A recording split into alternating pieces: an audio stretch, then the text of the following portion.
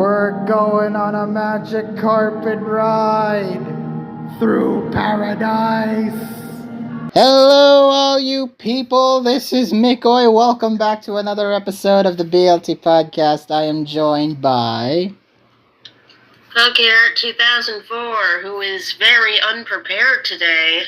We have been busy these past couple of days, so pardon us for not being the most punctual today. I've been busy since, Sunday. Since Sunday, and everyone, and I as well. I have been just crammed with work, and Pokeart's been crammed with university stuff, so we're both basically tired, but we're here to pump out content yet again. So last time we talked about Week 1 predictions, and Week 1 is over, and Week 2 has started with no games at the time of this recording, so we're all basically fresh and new. Yeah, which is good, and hopefully no one plays while we're recording. Looking at you, Memphis Depay. So, let's get started on the recap portion, shall we? Honestly, I was more worried about Telenet playing before or during our recording because he initially said he would be playing either Tuesday or Wednesday, but now he's saying tomorrow, so we're good. So we have got to pump this out as quickly as possible before Telenet has the audacity to know John. All right. First off, we have Ubers. EA Nasir versus TGA. This one was very much evident of kind of like the tournament's room play style as opposed to like a esteemed Smogon player versus esteemed Smogon player play style. I don't know. Maybe. Yeah, you know how you predicted EA Nasir and I predicted TGA? Yeah. I honestly don't even consider myself wrong for this. EA Nasir played like ass. It did. I was not a fan, exactly. Despite me getting this right, I was TGA played better. It's just he had a matchup that was not good. So terrible, in fact. So turn 1, we started off with Deoxys immediately getting O-code by Koraidon. Then came turn number 9 after a couple of para shots right over there. Turn 9, we saw the Custap Berry Kyogre failing due to the paralysis, allowing Ho-Oh to kill it. Turn 11, we saw the Swords Dance boosted Terrifier Koraidon O-Koing the Hatren with Flame Charge, but loses to the Terra Poison Tinglu the very next turn. Then we saw the turn 24. We saw the Calyrex Ice being burned, but still managing to set up Trick Room and use Custap Berry to chip Arceus Ghost before dying to burn. And then after multiple sets up of this set of Iron Defense Calm Mind, the Arceus Fairy crits the Ho-Oh on turn 48, preventing the sub and killing it, as Arceus Fairy continues to sweep and win Nasir this game. I mean, it probably would have ended in Nasir's victory anyway, even without the crit, but that did kind of ruin any chance TGA had, I think. Yeah, this Arceus Fairy was painful to deal with, and then he had nothing to counter it in the end game, which is kind of a shame. I think his only possible out was either critting or just keep hitting it until it runs out, recovers, and then maybe, just maybe, you can kill it. And that's a huge maybe. That's a huge maybe at that point, but, what if scenarios don't exactly apply. Alright, next up, we have the first of our 3 OU games.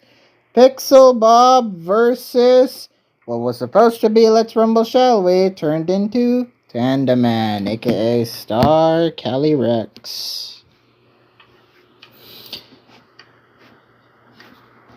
You know, things happened. First off, we saw turn 12. The first notable turn really was turn 12 when Ogerpon beat the Iron Crown while Enamorous switched into Corviknight's Defog on turn 20, removing the Stealth Rock that was set. Then turn 27, we saw the Wheezing Galar burn the Great Tusk, who was outstalled by both it and Corviknight. So that synergy, that duo, worked well in Pixel Bob's favor. Turn 41, we saw the Wheezing Galar burn the Dragapult, who lost to Garchomp's Dragon Tail, as Terra Fairy Enamorous lost to Darkrai. Dragon Tail Garchomp, I've been seeing that a lot in Champions, and it's making its presence known here. And then the end game, we saw Terra poison Darkrai on turn 47, defeating Low Kicks and Alamomola as Great Tusk died to hazards, winning Pixel Bob this game. It was what it was. After the expectation that Hellray was going to jump in this fight, he unfortunately got subbed out, and Pixel Bob had a kind of easy victory. Not gonna lie. Yeah, I didn't expect Star Calyrex to win, but Jesus Christ! Yeah. A 6-0. He got bodied. He got bodied hard, unfortunately. So that was the situation there. I feel bad. Do you? Do you really? I do. He threw himself in there. Alright, next up is the second of the OU games. We have Leroy Pollux versus Sagazinha. And this game was rather short, if I remember correctly. Was it? I think it was about 19 turns or something. 20. I'm not sure if I've seen this, though. I don't think I've seen this. Anyway, this game, we saw turn 8. The King Gambit crits the Raging Bolt, but loses to it with the Thunderbolt attempt after boosting itself with Calm Mind. Turn 13, we saw the Deoxys killing the Tinglu before losing to Iron Valiant, which Goldengo killed it in return. Rare instance of a Focus Blast actually hitting. True. And then turn 17, we saw the Iron Boulder Terraferrying. Well, technically turn 18, but who's really counting? Killing the Raging Bolt after 2 attempts before losing to Dragonite, winning Leroy the game. So, a loss for my prediction, unfortunately, but hey, Leroy proved himself, so I can't be too mad at that. It's a lot of back and forth since these are two very offensive teams. It is, yeah. Couldn't have worded better myself. Alright, next up we have the third of our 3 OU game sets. We have WSSI versus X-Guardian. This one also ended up being kinda short, but hey. First off, we have turn 1, where Kyurem OHKOs the Ogerpon after surviving its nasty play rough with 1 simple freeze dry. Oh yeah, I remember people talking about this. Okay, what was the discourse? People were like, why did he let the water pond die immediately? Was he paid to do that? I don't know from a lot of people. Like, Yeah. Yeah, this game got linked in my own team server because it was the first OU game of the week. I guess the scouting. Hashtag scouting. Nothing really much happens for the next 16 turns. Anything of note? Not really. Except for turn 16, though, where Iron Valiant Terra grounds and sets up Calm Mind, and eventually, after being toxic, decided to beat the Slowbro Galar via the Thunderbolt. And then turn 22, we saw the Moltres burn the Cinderace with Flame Body. The Barrow being not very kind to Cinderace there, defeating ultimately Pecharunt. And then turn 31, 31, Moltres burns the Dragonite, allowing Zamazenta to kill it with Stone Edge and winning WSSI the game. This wasn't quite a 6-0, but Jesus. There were things that happened in WSSI's favor that favored him. That burn notwithstanding. There were two different burns, Miko. Yeah, two different burns at least. The two burns definitely helped him in his favor. Next up, we have Yo-Yo. We have Chimere versus Taking Notes, kinda. So turn 1, we saw the Weavile removing Manaphy's item. However, still allowed it to sub and kill it with Scald in return, as Skarmory killed the Conkeldurr at turn 7 with a nasty Brave Bird. Then turn 9, we saw the Slow King miss Thunder Wave twice, and Kimmer even had made a comment saying, dude. Eventually, it succeeded in paralyzing Mew, who paralyzed it back, thanks to Synchronize. Well, yeah, that's just how that works. Before it eventually died to the Terra Steel Hydreigon via a crit Dark Pulse on turn 13. And then... Wait, I'm actually about to see this. Let's see it happen. Yeah, look at that. It just died. It just... Wow. Yeah. That Mew didn't do shit. Well, technically it did do a little shit, but it doesn't really matter. Yeah, you're right. It paralyzed an already slow Pokemon. Yeah, wow. a little. Huge impact. Huge impact indeed. Turn 14, though, the very next turn, we saw Jirachi Healing Wish itself to heal the Manaphy, who killed Donphan. We've seen a lot of Healing Wish plays in this week alone, and this was the first of them. Mamoswine then missed Icicle Crash twice on turns 21 and 23. Turns 21 and 23 were not very good for Mamoswine, letting Skarmory set the hazards and even survive a crit on turn 27 to eventually kill it with Body Press on turn 31. Your timing is, really good for this game, because, that's exactly what I'm about to witness. Yeah, there it is. There's the crit. Hilarious. It was a hilarious interaction between Mammoth and Bird that ended very cruelly for the grounded one. Well, mammoths are extinct. You mean to tell me that steel birds are roaming around the earth? Well, no, but birds are not extinct. Technically Mega Skarmory also exists, so we'll have gold birds soon. Okay, so anyway, we saw then, and eventually in this endgame, we saw Basculegion kill the Manaphy, Ditto eventually dying to hazards shortly after for Chimere to win the game. Do you have any thoughts? Not really, just the fact that there's a Basculegion. Is that real? I feel like you don't really see that in this tier much. In Yu-Yu? Yeah.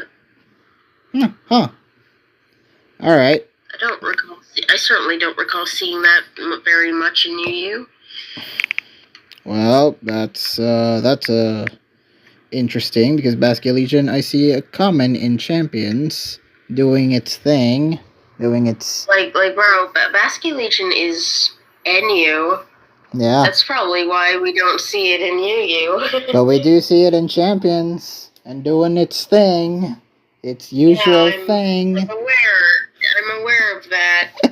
Too bad it gets hard countered by Heliolisk. That's why Heliolisk exists, folks. Alright. Yes, because it was created to counter something that wouldn't exist until nearly 10 years later. Yes. Next up is RU. We have Sulfura versus LBN. I almost called them Longest Banana, but again, I gotta distinguish these folks.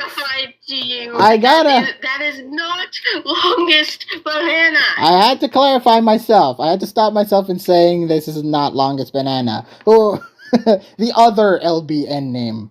LBN. Alright. Oh, gross.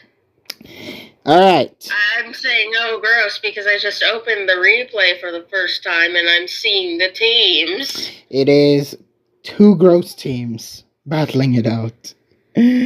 Semi-stall versus offense.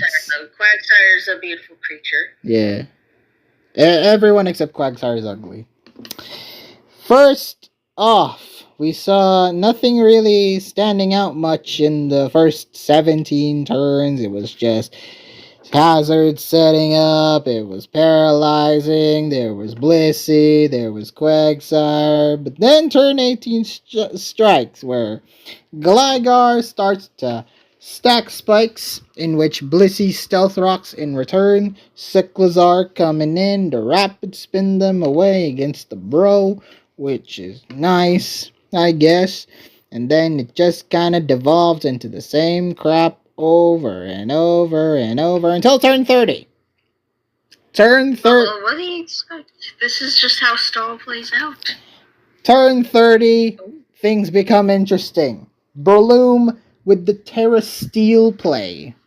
However, still gets confused thanks to Noivern's Hurricane, but still manages. Yeah, not that it stayed confused. It got rid of its confusion literally a turn after that. Which allowed it to kill the Wo-Chien, forcing Quagsire to do the Terra Ghost thing. Quagsire died. I can't believe it. Quagsire eventually died soon after. Then, turn 43, we saw the Cyclizar lose to the Slowbro, albeit losing its item. Then Blissey kills the Gligar on turn 47 with the nice Seismic Toss.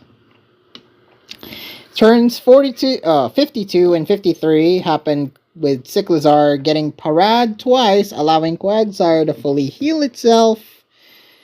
And then, towards the end, we saw the Noivern eventually killing the Slowbro as Sulfura forfeits, winning LBN this game. You have any thoughts? The Quagsire may have Terra Ghosted, but it did not die. It does not die. It is a Quagsire. It will live. The sire is acquired. Yay! The name lives on. Next up is NU. Rule, who is in desperation of trying to prove the haters me wrong. He wound up still playing a game against Hacker on a on a Sunday night, I guess. They got speaking EST terms. Still lost. But how? Let's see. Turn 2. In a very unique game. Oh yeah, this one had the funny sets. So turn. Yeah. Turn. I actually saw this. Not live, but I saw it, I saw the replay. Turn 2. We saw Duraludon sets the rocks before the Dunsparce paralyzed it in return. Then it was just it versus the Dunsparce for a long time. Till turn 10, where Gligar sets up spikes while the Dunsparce kills it with a nasty boom burst. While Flamigo activated its Rattled, and after killing the Duraludon, survives the close combat attempt with a Chople Berry to kill the Flamigo with Boom Burst. I thought that was nice. That was a very funny turn, in my opinion. And then the funniness doesn't stop there, PokeArt, because on turn 17 we saw the Skuntank use knockoff on the Houndstone, revealing the fact that it had weakness policy. And it healed itself with Pain Split. What? Interesting shit, to say the least. What is this craziness cooked up here? It survived a sucker punch before the Houndstone kills the Skuntank with Play Rough. However, it died to its aftermath, which is unfortunate. Which is very unfortunate. Then the end game, we saw the Cloth kill the Sylveon. Then Terragrassed against Raikou. Okay. Activating its Anger Shell. Again. Okay. Raikou Terragrasses to try to mitigate some attacks.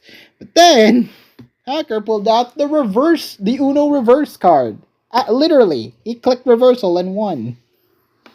Yeah, what? Okay. Trailblaze, Stone Edge, Reversal, Terragrass, Cloth. What? Hacker it's something, alright? Okay. Hacker continues to be a mad lad in terms of whether or not he should stay in the kitchen or not. So yeah, congrats Hacker on winning that. Was there ever any doubt? Was there ever any doubt, indeed. PU! We saw Shone defeat Terracotta. No, my goat. Sag indeed. First off, we saw turn 3, where the Wo-Chien Terra Poisons, seeding the Typhlosion and the Mudsdale after it tanked its eruptions very, very nicely. Then on turn 9, we saw the Sandslash Alola survive Slowbro Galar's Body Press, while Wo-Chien removes Slowbro's Berry on turn 18 as it toxics Rotom in return, catching on a switch. Then, turn 22, we saw the Rotom killing the Mudsdale with a boosted Overheat, which I thought was nice, while Florges tricked the Milotic item on turn 26. Then, turn 44, we saw the Slowbros Psychic. Spadef drops the Rotom, who crit kills Milotic in return by turn 46. Milotic was in yellow health as well, so the fact that it managed to get a crit kill on it was very nice. So Slowbro ended up OHKOing the Quillfish on turn 49, killing Wo-Chien later, leaving Florges to die to a Terrasteel Decidueye Hisui, winning Shone this very long game.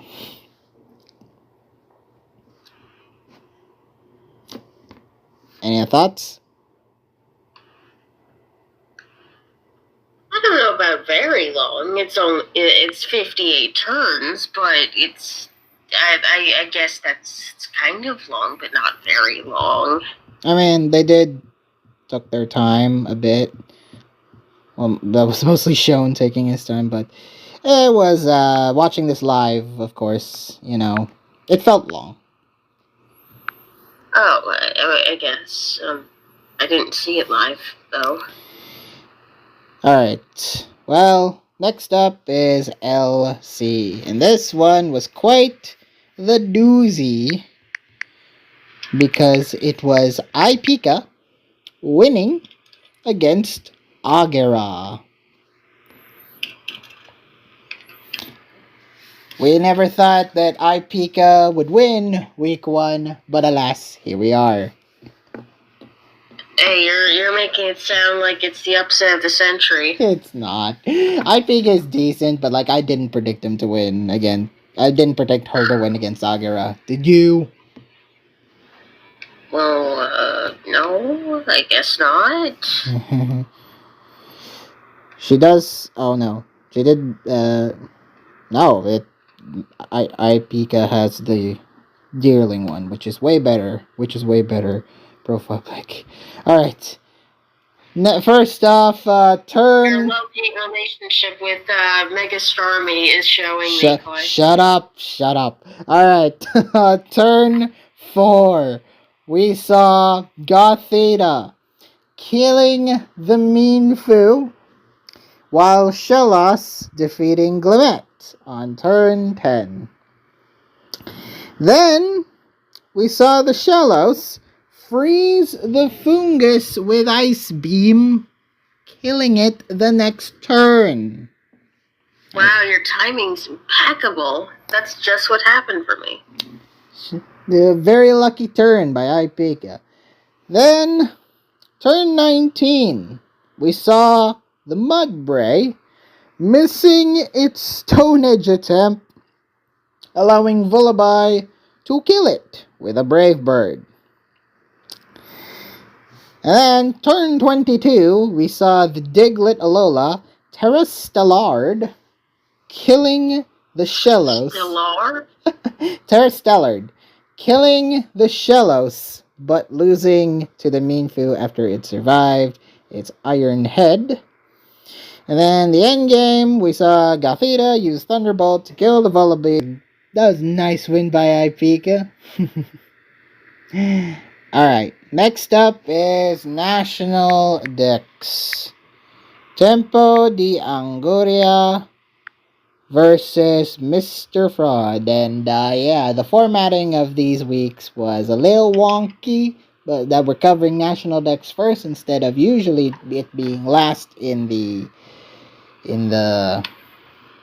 formatting usually.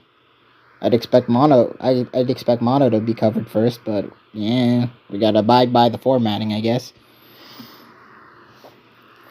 So yeah, National Dex. Tier I like.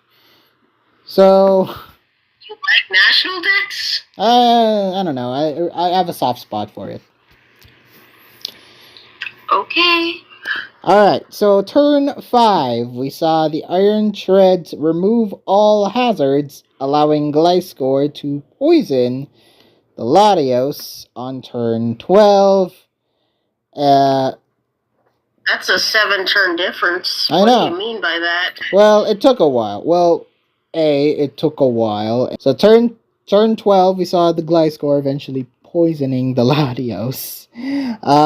Turn 14, we saw the Excadrill Swords Dance, rapid spinning against Slowbro, to then kill the Zamazenta, which was a nice turn by Tempo. I really like the way that he handled this drill there. Beating... Yeah, and I don't like the way Mr. Fraud is handling it. He really didn't. He kind of just loses. He not have a water move on Slowbro? Future Sight, Ice Beam. Because why did he use Ice Beam? I don't think he had a water move. I should think he has Scald as that 4th move, or I guess it could be Slack Off, but... Yeah, but it didn't come into play. It seems a little stupid to not run a water move here, because you already got a goddamn Kyurem for your ice. Right? Or maybe it was just banking on the fact that he wanted to use like Ice Beam or Earth Power to just beat the ground and rock types instead of, you know, adding a water move to compensate. But yeah, that was it. That was a short one. Tempo 1 with an This was Excadrill. basically an Excadrill sweep. It was. Good on you, Tempo. Beating one of the favorites. I shouldn't have let you convince me Tempo. I shouldn't have let you convince me Tempo wouldn't win. Yeah, it was just. I'm mad at you for this. I'm mad at you for making me doubt Tempo. Damn. Well, we will learn not to doubt Tempo next time, but you know, he'll keep cooking. Oh, I'm only gonna doubt Tempo when it's our turn to face him. Yikes. This woman has bias. Well, shit, it makes sense. Alright, next up is Monotype, and here's the continuing trend of hype games not living up to the said hype. Cialo versus Tare. I swear it's a goddamn trend, these BLT games. Alright. It was Dragon versus Fire. Oh, I think I remember this one. So, turn 3. We saw Volcarona burning the Hydreigon, which would have been nasty if he was carrying a physical Hydreigon set, but unfortunately it doesn't really run that. As Archilud... more like fortunately for Cialo, I suppose. As Archaludon missed the Thunder Wave on turn 7, or 6, sorry, but still kills the Ogerpon on turn 7 with a nasty body press. Then, turn 10, we saw Heatran's Magma Storm missed, allowing Hydreigon to kill it, while Cinderace Pyro Ball also misses on turn 13, allowing Archaludon to paralyze it. He tried then to court change to remove rocks on his side, but unfortunately the Archaludon thought to rocks again. Ceruledge then kills the Archaludon on turn 17. Then we saw the turn 21 where Burned Goodra phases out a boosted Ceruledge who died to rocks shortly after. And then Ninetales tried to bring it back with the Healing Wish attempt on Volcarona on turn 23. However, Dragapult, who was most likely carrying Choice Scarf, ended up Dragon Dartsing the poor sod, the poor bug, and allowing Cialo to win. Yeah, that must have... Yeah, that was Scarf. Dragon beats Fire. Who would have thought? Who'd have thought? Alright, next up is... I almost said National Dex Doubles. I would have been flipping out. Alright, we see the normal-ass Doubles OU, the 6v6 kind. My Pokemon are bad versus Lugia Japan. I really wonder what the JP stands for. I hope it's not Japan. Oh, well, if it's Japan, I would be happy about it, but I really wonder what JP stands for. That's probably what it stands for. We'll see. Well, hopefully he'll confirm it. So turn 2. We saw the Kyurem Terra-Firing while Volcarona sets up, and Oko's the Goldengo, before dying to the Terra-Fire Ogerpon, which was very nice. And then several turns later, on turn 9, we saw Roaring Moon set up the Tailwind, while Kyurem kills the Rillaboom and Grimmsnarl kills the Roaring Moon back. And then the end game, we saw Grimmsnarl's scary face plus Ursaluna beating the Okidogi on turn 13 as Ursaluna earthquaked to beat the Ogerpon before dying to Tinglu, who lost to Focus Energy Ogerpon to eventually win My Pokemon Are Bad, the game. Scary face with a slow Pokemon like Ursaluna is pretty heat, not gonna lie. It is a good tech, especially for slow teams. Wish it carried Trick Room, but hey, it's a strat. I mean, the Sidisha is probably Trick Room, it's just dead. It is, you're probably right. The Trick Room setter. But yeah, that was that first matchup. I think it was the Slow Bros versus the Malignant Chain. Yeah, 8-4. Good win for the Bros. We discredited them before as only the Friends team, but it actually proved itself to be a very capable team. So well done there.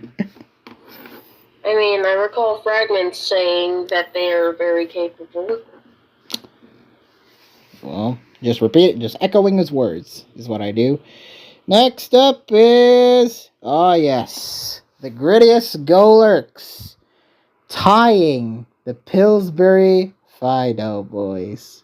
Your set was interesting because you were leading 4-0 heading into the week. You're gonna rub it in now. You're gonna rub it in now. Yes. You were 4-0 going into Sunday, and then the Golurks eventually caught up, and then it was just even at that point during Sunday. But credit to your 4-0 winning streak before the weekend hit, so at least that proves that the Fido boys are nothing to sneeze at this year. Alright. First up is Ubers. We have the Wagon, or D-Wagon, defeat Celeste in a pretty semi-stall heavy game, I'd like to say. Semi-stall? I think it's full stall on one end. So first off, we saw nothing really happen much for the first 13 turns before eventually turn 14, where we saw the Skeledirge successfully outstall Koraidon's substitute scale shot attempts to eventually beat it with a Torch Song. You're unaware working in your favor. But also, Torch Song being a sound move. Yes, discrediting substitute. And turn 22, you saw the Tyranitar set the rocks, and Gliscor setting up the spikes for a good little hazard stack after Ho-Oh died, poisoning the Tinglu on turn 27. And then, towards the end game, you saw turn 46, the Zacian Terradarking and Swords Dancing, but failed to kill the Ho-Oh, who kills it with Brave Bird in return, causing Celeste to forfeit and winning D-Wagon by a 6-0. Let's just say, the call for what to bring was very good this week for Ubers. The wagon prepped hard and chose the correct team. Are you proud of that? Yeah. Good. Next up is the first of your OU games, where you saw VK beat Kafka. This game was... Was this the first of our OU games? I don't think it was. Was it? Well, it was on my sheet. Well, yes. Chronologically, though, I don't think it was. Well, okay, not chronologically. It's just the first one listed. Okay, yeah. I think it was the last, actually, to be played chronologically. Yeah, I think, it was actually our last OU game. Yeah, it was on Sunday. Yeah, it was the last game chronologically. It was the first game listed.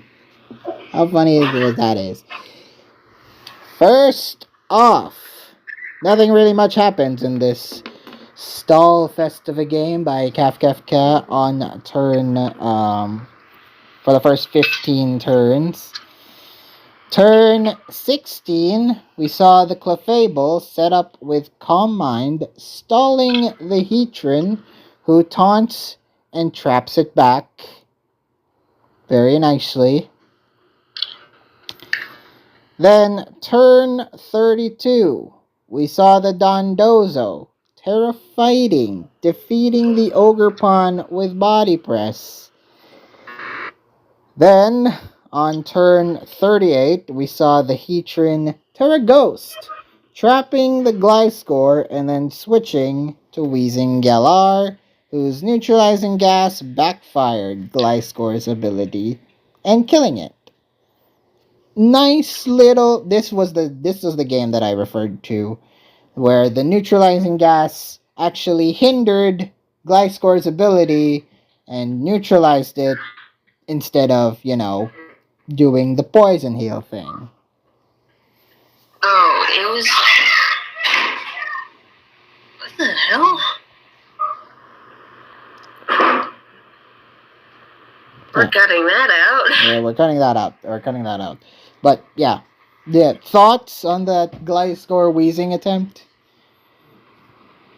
Oh, Weezing's neutralizing gas hindered a hell of a lot more than just Gliscor. Maybe that's why it was on the field for a long, long time. Yeah, I mean, let's take a look at what it hinders. It hinders, Poison Heal, of course. It hinders Magic Guard from Clefable. That's major. That is pretty major. If it poisons Clefable, uh-oh. Yeah, Clefable won't exactly survive, despite being a pixie. It hinders Natural Cure on Blissey. It can't heal when it switches. Which it did a lot. It was in front of is Weezing. Yeah, which it did a lot, because Blissey was on the field a lot when Weezing was there. Hmm? It did a lot, because Weezing was there in the field.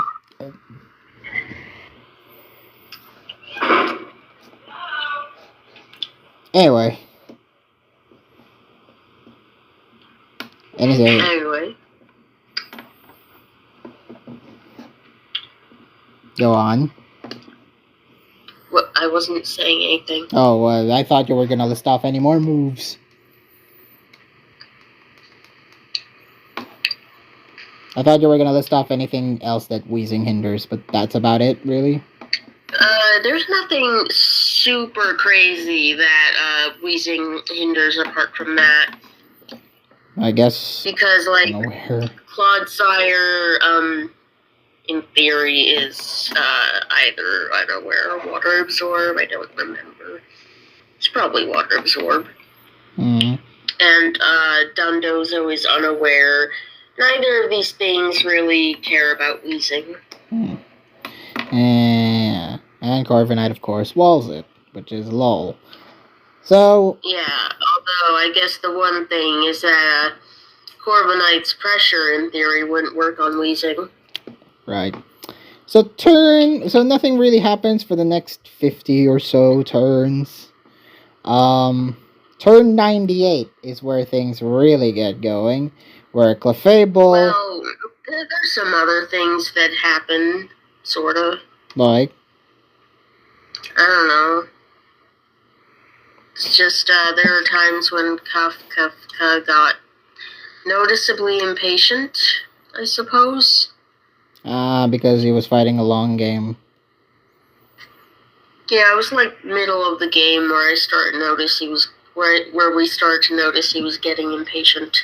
So, turn 98, we saw the Clefable kill the Heatran, and then Zap...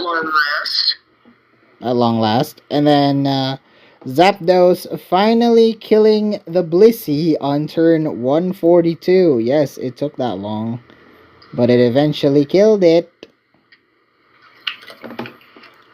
Because it ran out of soft boileds to heal. So he just sacked the thing. It was also a crit, which is hilarious. So paralyzed the Clefable as well the very next turn, which is even more stressful on Kafka's part.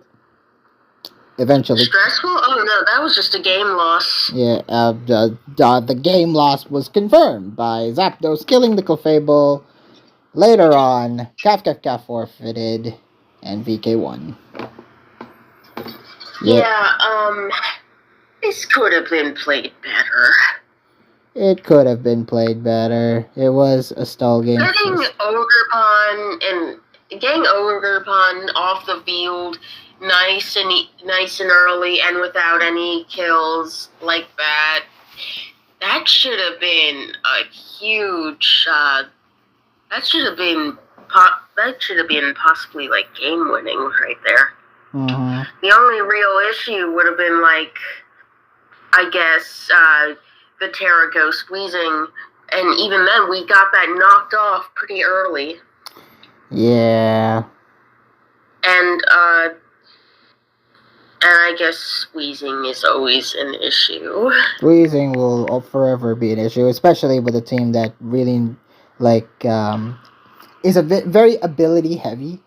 To have no such beneficial abilities be neutralized like that, that is a detriment, a disadvantage to using stall. Alright, next up we have the second of our OU games. Gotta look again. Is Doug Trio is Broken versus JoJo Wii. You doubted JoJo Wii. I thought JoJo Wii couldn't withstand the power of Dougie, and yet we saw JoJo Wii collect all his aura and won. So first off, I have no comment on what you just said. Turn 5. We saw Ogerpon, Swords Dancing, under light screen, and against the Terragrass Goldengo, trailblazing to gain speed, however, got paralyzed. But still, Not gonna lie, when I saw that Ogerpon, sword dance behind screens, and I look at what our team is, I'm like, is this over? This looks over. But it is not, because Goldengo managed, thankfully we were Terragrass Goldengo. Yeah, but you ended up still losing it. But hey, Kyurem still got the kill on Ogerpon. I feel happy about that. Then, turn 15. We saw the Moltres Galar setting up the nasty plot and then defeating the Tinglu with Hurricane. Under screens. Nice. Surviving Kyurem's Ice Beam the very next to boost its speed.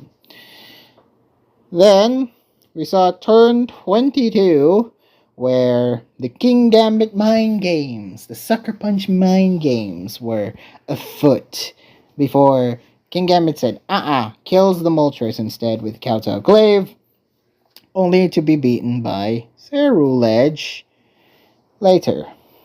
And then, the end game, we saw the Great Tusk catching a Ceruledge hard switch. Well, it's probably due to sacking it. And kills it. I don't think so. Oh, you don't think it's not? You think it's just a miscounted hard switch? Well, what turn did you say it was? 32. Well, 33 actually. 33. Sorry.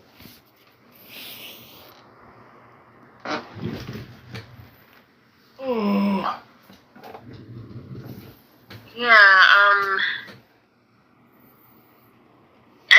he meant to do that. Ah.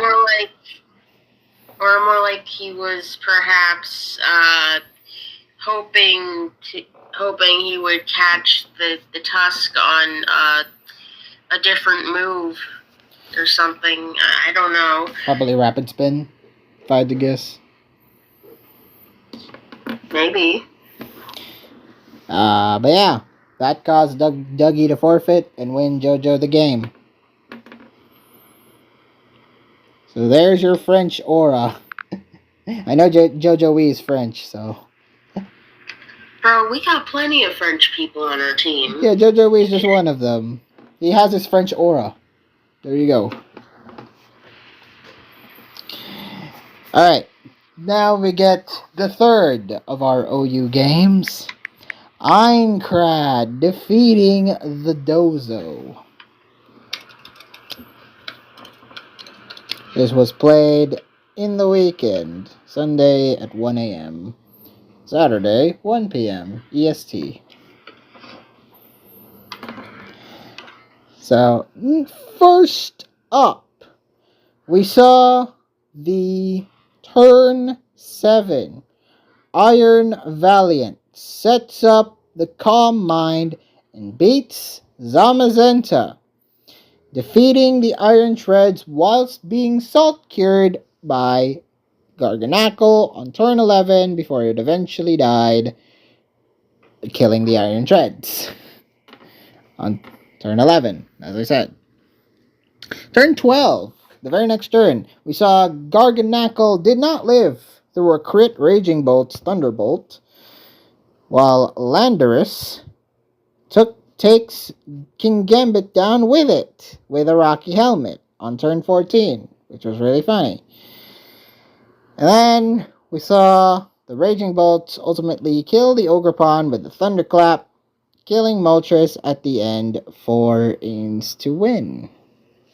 Short game. The biggest mistake we made was doing what we did with that Iron Treads. Really? We needed the treads. We needed the treads, Mikoi. Why? Why would you need the treads? You had, Mikoi, you saw what that Raging Bolt did! Oh, okay, yeah. Okay, yeah, you make a fair point. Yeah.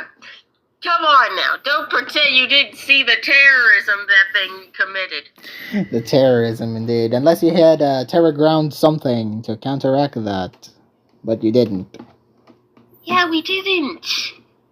But we did have a ground steel type, except it was dead by that point. Mm-hmm. How unfortunate. That's what I'm saying. We shouldn't have done what we did with the treads. Other than that, Aincrad just kind of read Dozo like a book at times. Oh yeah, he did. He it was clear that Aincrad really wants to prove himself as an OU king, so he did do. No, I don't think he wants to prove himself as an OU king. He will eventually when he gets that 7-0 streak, then he might prove himself to be the OU king. Hey, let's not get ahead of ourselves. I am boosting y'all's ego, okay? Alright, next up is you. How unfortunate for my goat to lose week 1. Pesa. Every time you glaze him, he will lose a game. God damn it. Do I gotta say One Less Kiss is the worst player now and then he starts winning? Yeah, maybe. Oh my god. That would be immense. Reverse Jinx psychology? Reverse Jinx predictions time. Pesa defeating One Last Kiss in UU. First off, we have turn 9, where we saw, after defeating the Latios, Metagross then defeats the Thundurus, with the Psychic Fans breaking its Aurora Veil. And killing it. Very much so, killing it. Turn... Can I just say, we were like Dang, look at this great position we're in. We got our Thundy nasty plotted behind the Aurora Veil. Look at us in a great position. And then the Scarf Metagross comes in and does that. Oof. Fuck. Indeed. That warranted a very uncensored F-bomb from PokeArt. Turn 17. We saw the Terra Electric Keldeo defeat the Manaphy with Terra Blast. Oh yeah, I remember a game discussion being like, obvious Terra Electric incoming. And then it came true. And then it came and he stayed in and no. How unfortunate. Then, turn 19. We saw the Metagross trick its Scarf with Latios, who Terra Fires and Okos it back with Terra Blast. Okay, good. But then it loses to Keldeo's Hydro Pump, which is a sad day. Ew. Expert Belt Keldeo at that. That breaks through Calm-Minding Latios?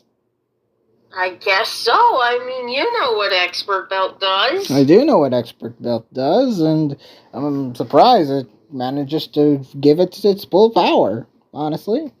You know what Expert Belt does. Why is this surprising? It's a thing. And Keldeo ended up killing the Bisharp with Vacuum Wave to win pace this game. It was just good. It was just good use of a Keldeo. This one was a Rain team versus normal ass. Anti-Rain. I'm kidding. It wasn't necessarily anti-Rain, but this was a terrible matchup for Rain, that's for sure. Alright, you've faced a lot of Rain teams in the past, Poke. Oh, yeah. That was kind of spammed during Quals. Yeah. Alright. So this kind of Rain team was a thing. First off, we didn't really see much on the first 17 turns, because why not? You gotta feel each other out first. Feel each other. What? Yeah, just feel each other out.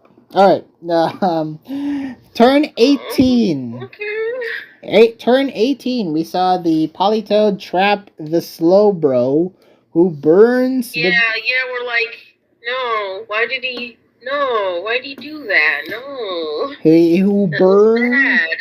Well, he burns the Basculegion before dying, so that's a feather in the Slowbro's cap before it eventually died. Yeah, you know what? That made things okay, because, that's clearly a somewhat physical Basculegion of some kind. It's kind of mixed, actually. It's more mixed, yeah. Right? Yeah, I think it's mixed. So, yeah, it's mixed. It's mostly physical, so, that burn is great. Woohoo. Turn 25, we saw the Noivern kill the Bellibolt, while Crocodile killed the Basculegion, which allowed Empoleon to kill the Fortress on turn 37. And then, the endgame saw the Barraskewda Terra Water and kill the Raikou. However, Breloom comes back in. Terra Steals to catch its Psychic Fan's attempt and beat Barraskewda. And then Kingdra tried all its might to try and defeat Breloom, but ended up knocking itself out with Wave Crash for 8-Truck to get the W. Certainly a game of all time. You even commented after the game. I think this is the game that you said that it was not a very good use of Rain. Yeah, this was not greatly played Rain, even if the matchup made things incredibly difficult. It was not super well played Rain, but also, why is there a Fortress on this team that has no Rapid Spin? Oh, that's funny. This Fortress is spinless. That's so funny. Why was it not packing rapid spin? Every fortress should pack rapid spin. Like, especially on rain. Like, hazards is honestly an underrated way of dealing with rain. Like, if you're playing a longer game versus rain, hazards are going to definitely contribute to this victory. Rocks, poisons, toxic spikes. In my case, usually. Yeah. Who's a web setter? I don't see it. I don't think there's any web setters apart from like NUPU. But yeah. That's why I thought, he's probably running rapid spin, so he doesn't have all his mons just slowly die to hazards. I mean, he certainly wasn't running any boots, was he? He wasn't. I don't think he was either. Yeah. All right. Next up, we have NU. The revenge match. Nemose versus Gomdal. And hey, you finally got your revenge. Oh wait, I guess Belly Bolt was running boots, but that's it. And yeah, Nemose really wanted revenge, and Nemose got revenge. Congratulations! I'm very happy for you. Alright, so nothing really much happened because this is NU, of course. This is a lower tier, though we expect a long-ass game where they feel each other out, as usual. Why do you keep saying that? It's a wrestling thing. It's a wrestling thing. Turn 36 was the first notable turn, really, where Vape got boned. He got Reuniclus prevented it from using this language. That was unintentional. That was very unintentional, I thought. Alright, anyway. Reuniclus prevented the Vaporeon from wishing thanks to Psychic Noise, which is a very good catch from Nemose to Gomdal. Then, nothing much happens again in NU. It was just kind of Bramblegast versus Houndstone for the longest time. Healing and just making sure that the health is there and all the strength saps were there. Until turn 71, where Bramblegast finally gets the Nightshade off and defeats Houndstone before losing to Flamigo thanks to Scrappy CC.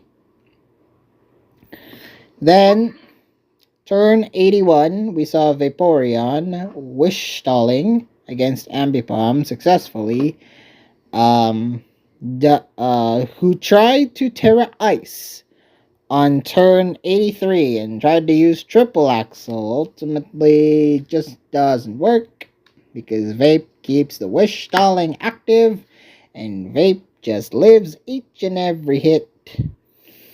And Ambipom couldn't do jack. He tried to do it. I mean, to be fair, the wish stalling was pretty imperative because, for a while, that Vapo was in 2-hit KO range from Triple Axle. That was actually doing damage. But the fact that it kept missing as well, Triple Axle, was kind of like... Yeah, the misses helped, that's for sure. Yeah, the misses were kind of unfortunate for Ambipom.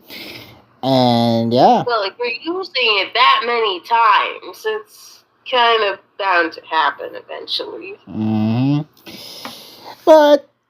And then Vape got a lucky break by burning the Ambipom on turn 105, managing to burn it and kill it, winning Nemose this game. That was full of stalling, wishing, nightshading, and Bramblegasts. Alright, next step is PU, where your boy, T-Lenet, defeated Failbur.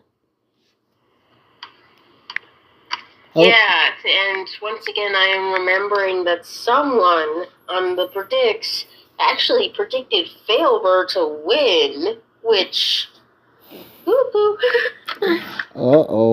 That's quite the delusional take. Wow. Okay.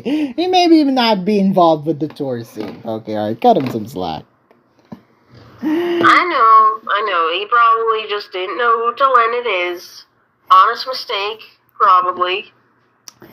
Alright. So, Failbur versus Lenny. Turn 3. We saw the Snorlax paralyze the Decidueye Hisui after being poisoned.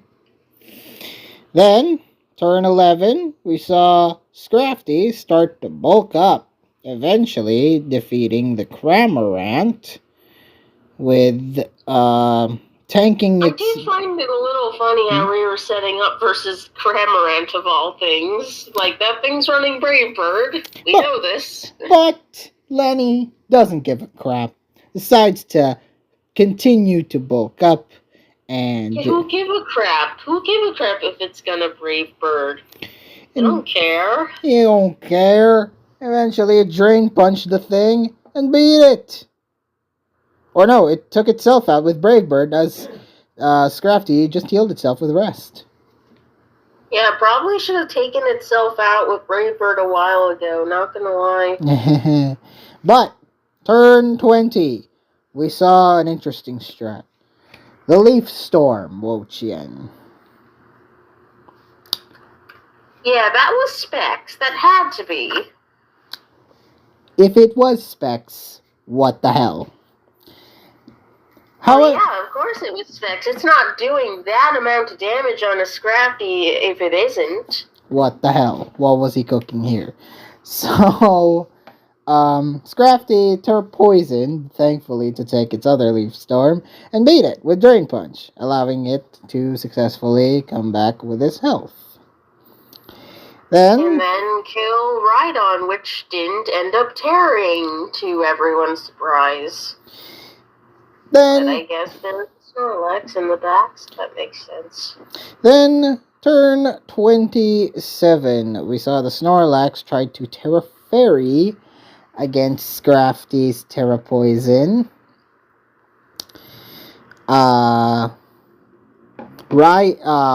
It forces finally the switch out until we see Rhydon Swords Dances. Well, you see, what forced it to switch out is the fact that Shedskin wasn't activating. Oh, you're right. But Rhydon said it doesn't give a crap. It does the Swords Dance thing, and despite being paralyzed, Rhydon managed to beat the Snorlax with the boosted Earthquake, won to limit the game. A lot of things might have gotten slightly scary if the Rhydon got paralyzed at any point. So thankfully that did not happen, and we 6-0'd. Yeah, again, this was another case of like Telenet not giving a crap and just letting his mons do its thing. We let Scrafty do its thing, actually. Yeah. That's what won it here. Yeah, it doesn't give a crap at all. Next up was LC. Oh God. We saw Novax defeat Wesh Papillon in one of the big upsets last week. Can't believe he got beaten by an anti-vaxxer. An anti-what? An anti-vaxxer. What's an anti-vaxxer? Someone who doesn't like vaccines, who doesn't, refuses to take them. Oh, God. Get it? Because his name is Novax. Oh, my God, I get it. Yikes. What Oh, wait a minute, I see what happened here. Pap was gonna name all his mons after vaccines, but didn't. That's what caused these shenanigans. Why didn't you remind him? Bad teammate. Well, I don't know. He forgot, and it was his idea. Damn. So, what happened? Aside from naming friggin' everything after not vaccines. Turn 3. Terra Ground Lullaby. Crit kills Glimmet. While Not that it mattered. Now, then turn 5 happens where Sandshrew Alola crit kills Paps on turn 5. And what you heard just there is Pokeart sighing in rage as the game was at a disadvantage at that point. As Pat put it, he would have won fairly nice and easily if he still had the Snowshrew. Turn 11. We saw Chinchou critting the Sandshrew before dying to its Earthquake, while Vullaby was critted by Ice Shard and failed to kill it in return. As you can see, that Snowshrew of Novax's was committing terrorism as well. Well, it died eventually at turn 14. Not only did it crit Ice Shard the Lullaby, it survived Brave Bird, and that was a low roll. There was like an 81% chance to kill. Yikes. Yeah. And eventually, Minfu did get the kill, but yeah, the Terra Ground Lullaby didn't see much purpose afterwards. And lost. Then, turn 17, we saw the Fungus poison the Minfu, while Novax kills Glimmet on turn 27 after surviving its Sludge Bomb. And then the endgame, we saw the Vullaby kill the Fungus, and then Terraflying to beat the Minfu, winning Novax the game. Pap got robbed. Novax broke into his house and stole all of his belongings. He got absolutely thieved. I don't think that's proper grammar. Well, Pap's Revenge, coming soon to a theater near you.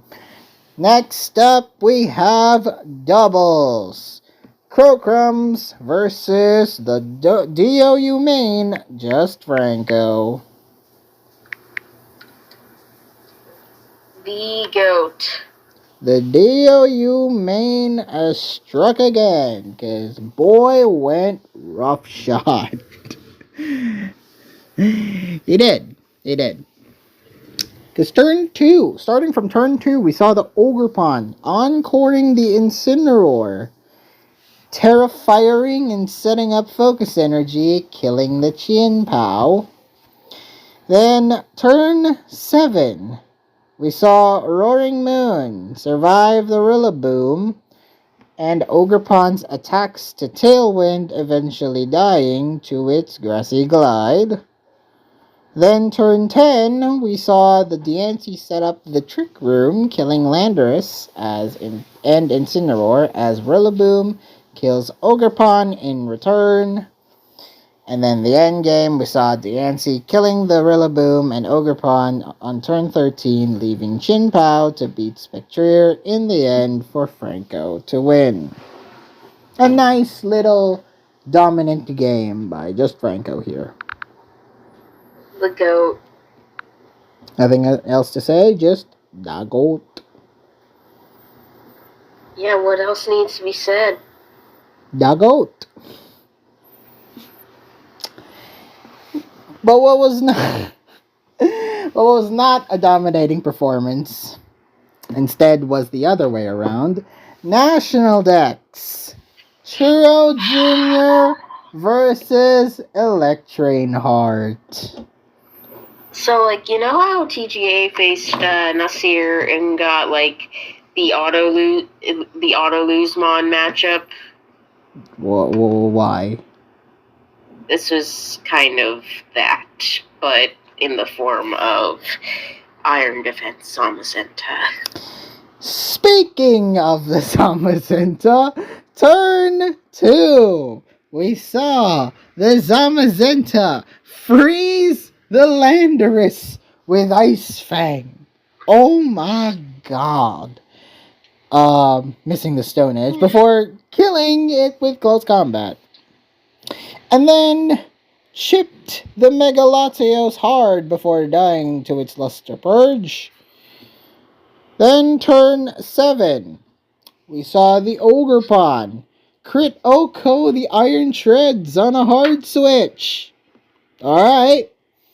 However, Dragon Knight missed a scale shot, allowing Zamazenta to set up with Iron Defense. And then, Body Press. Killed and killed and killed and killed before eventually it won in only 16 turns. Yeah, you see,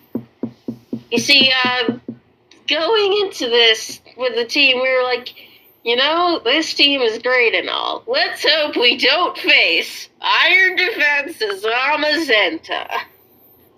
And yet, after all that, it stings more that this was the last game of our set. And the last game of the week that was played, actually. Yeah. Okay, Electra and Hard, you got this. Oh no, he got the auto-lose matchup. And your team was, and your team reaction goes mild. Okay. Monotype. Captain Kraken versus WinCon. Now you were trying to convince me to try and predict for a WinCon. What the hell happened in this Dragon versus Flying matchup? He didn't play it ideally. He made some misplays and they were not good. You said to believe. Raging Bolt committed terrorism again. You said to believe in the WinCon. You told. I guess you can't believe it when there's a Raging Bolt that is not getting killed. Hi, Terraflying. Oh no, Mono Flying. Just against the Raging Bolt. No, GG. No. It's not like that. It's more that he has 2 ground types, so it's not an auto loss or anything. It's just he was way too passive. You're gonna see this in action, okay? Let's see it. First off, turn 2, we saw the Gliscor remove the Choice Band from Dragapult. Choice Band Dragapult. While Moltres Galar damaged Gudra Hisui until it was phased out and critted on turn 12. And then, we saw turn 16, we saw the Archaludon kill the Dragon Knight while Corviknight stalled it. Well, Gliscor killed Dragapult on turn 23. Then, turn 28, Raging Bolt kills the Landorus. And oh yeah, that sucked. Like, we were just... No, why did he hard switch the Lando? Why did he do this? I was thinking he was gonna sack and it. Then knock it on Earthquake. Yeah, I thought he was just, he was just sacking the Lando. I didn't think he needed. Do that. I thought he didn't need Landorus. No, he needed that. I think that was I think we were Scarf Lando. We needed that. Oh dear. And, turn 31, Skarmory also died to the Draco Meteor. Well, that was fine. That was an intended sack. While Archaludon then began to take Gliscor's hits to boost up a night easy. Eventually, And that body press was starting to do damage. defeating Corviknight on turn 39 with the same body press before losing to Moltres. And then we saw the Latias Healing Wish to heal the Raging Bolt, which is the correct play on Kraken's part. He managed to heal the thing that was eventually going to kill Moltres and Gliscor with setting up the Calm Mind, defeating the Moltres before dying to the Gliscor, but there was the ace in the hole, the Hydreigon substitute, enough health, get the substitute in, get the Nasty Plot in, then just Dark Pulse the thing. Not even flinching it, winning the game for Kraken. There was also, I don't remember what turn it was, but there, in hindsight, they were saying that WinCon could have predicted a Hydreigon switch on Gliscor at some point and got it poisoned. And then that would have actually been enough to win the game. But well, that didn't happen, so yeah, unfortunately, that was the case for poor old WinCon, losing to the Kraken. Yeah, but the passiveness on Raging Bolt just kind of ticked me off. Yeah. Or more like it was a little painful to watch it because, like, oh no, now it's boosting and it's taking no damage. Yeah. So that was the end for the thingy. Also, again, the hard switching in Lando. Yeah. Hell no. Hell no. Hopefully WinCon does learn from this experience and comes back stronger for week 2. So that was your series. Let's move on to the other series. We have the Lavender Leprasis losing in... Why the hell are you pronouncing that like that? They lost, so I have to pronounce them incorrectly, okay? Is that the rule here? That's my rule. The Lavender Leprasis losing week 1 against the Primal Power Pangolins. Did you pronounce the Malignant Chain wrong as well? I didn't. I'll do it later. I'll do it later when we get to predicts. Okay. Alright, the Primal Power Pangolins powered through and pretty much pulverized the Prasis into submission. Into peanuts or something. Into pieces. Into pieces. Alright. First up, we have Ubers, where Jojen defeated Rafna. And you were, like, curious as to why I picked Jojen so fast in predicts. Yes, That's because I didn't have any doubts. You were very, you could have explained, like, okay, probably Rafna could win if he does prep well, but Jojen clearly is more skilled, so you were way too fast for that. But yeah, Jojen did take the win, which is nice. So first off, we have turn 4, where the Arceus Gram paralyzes the Ho-Oh, who missed a Sacred Fire. Very unfortunate there.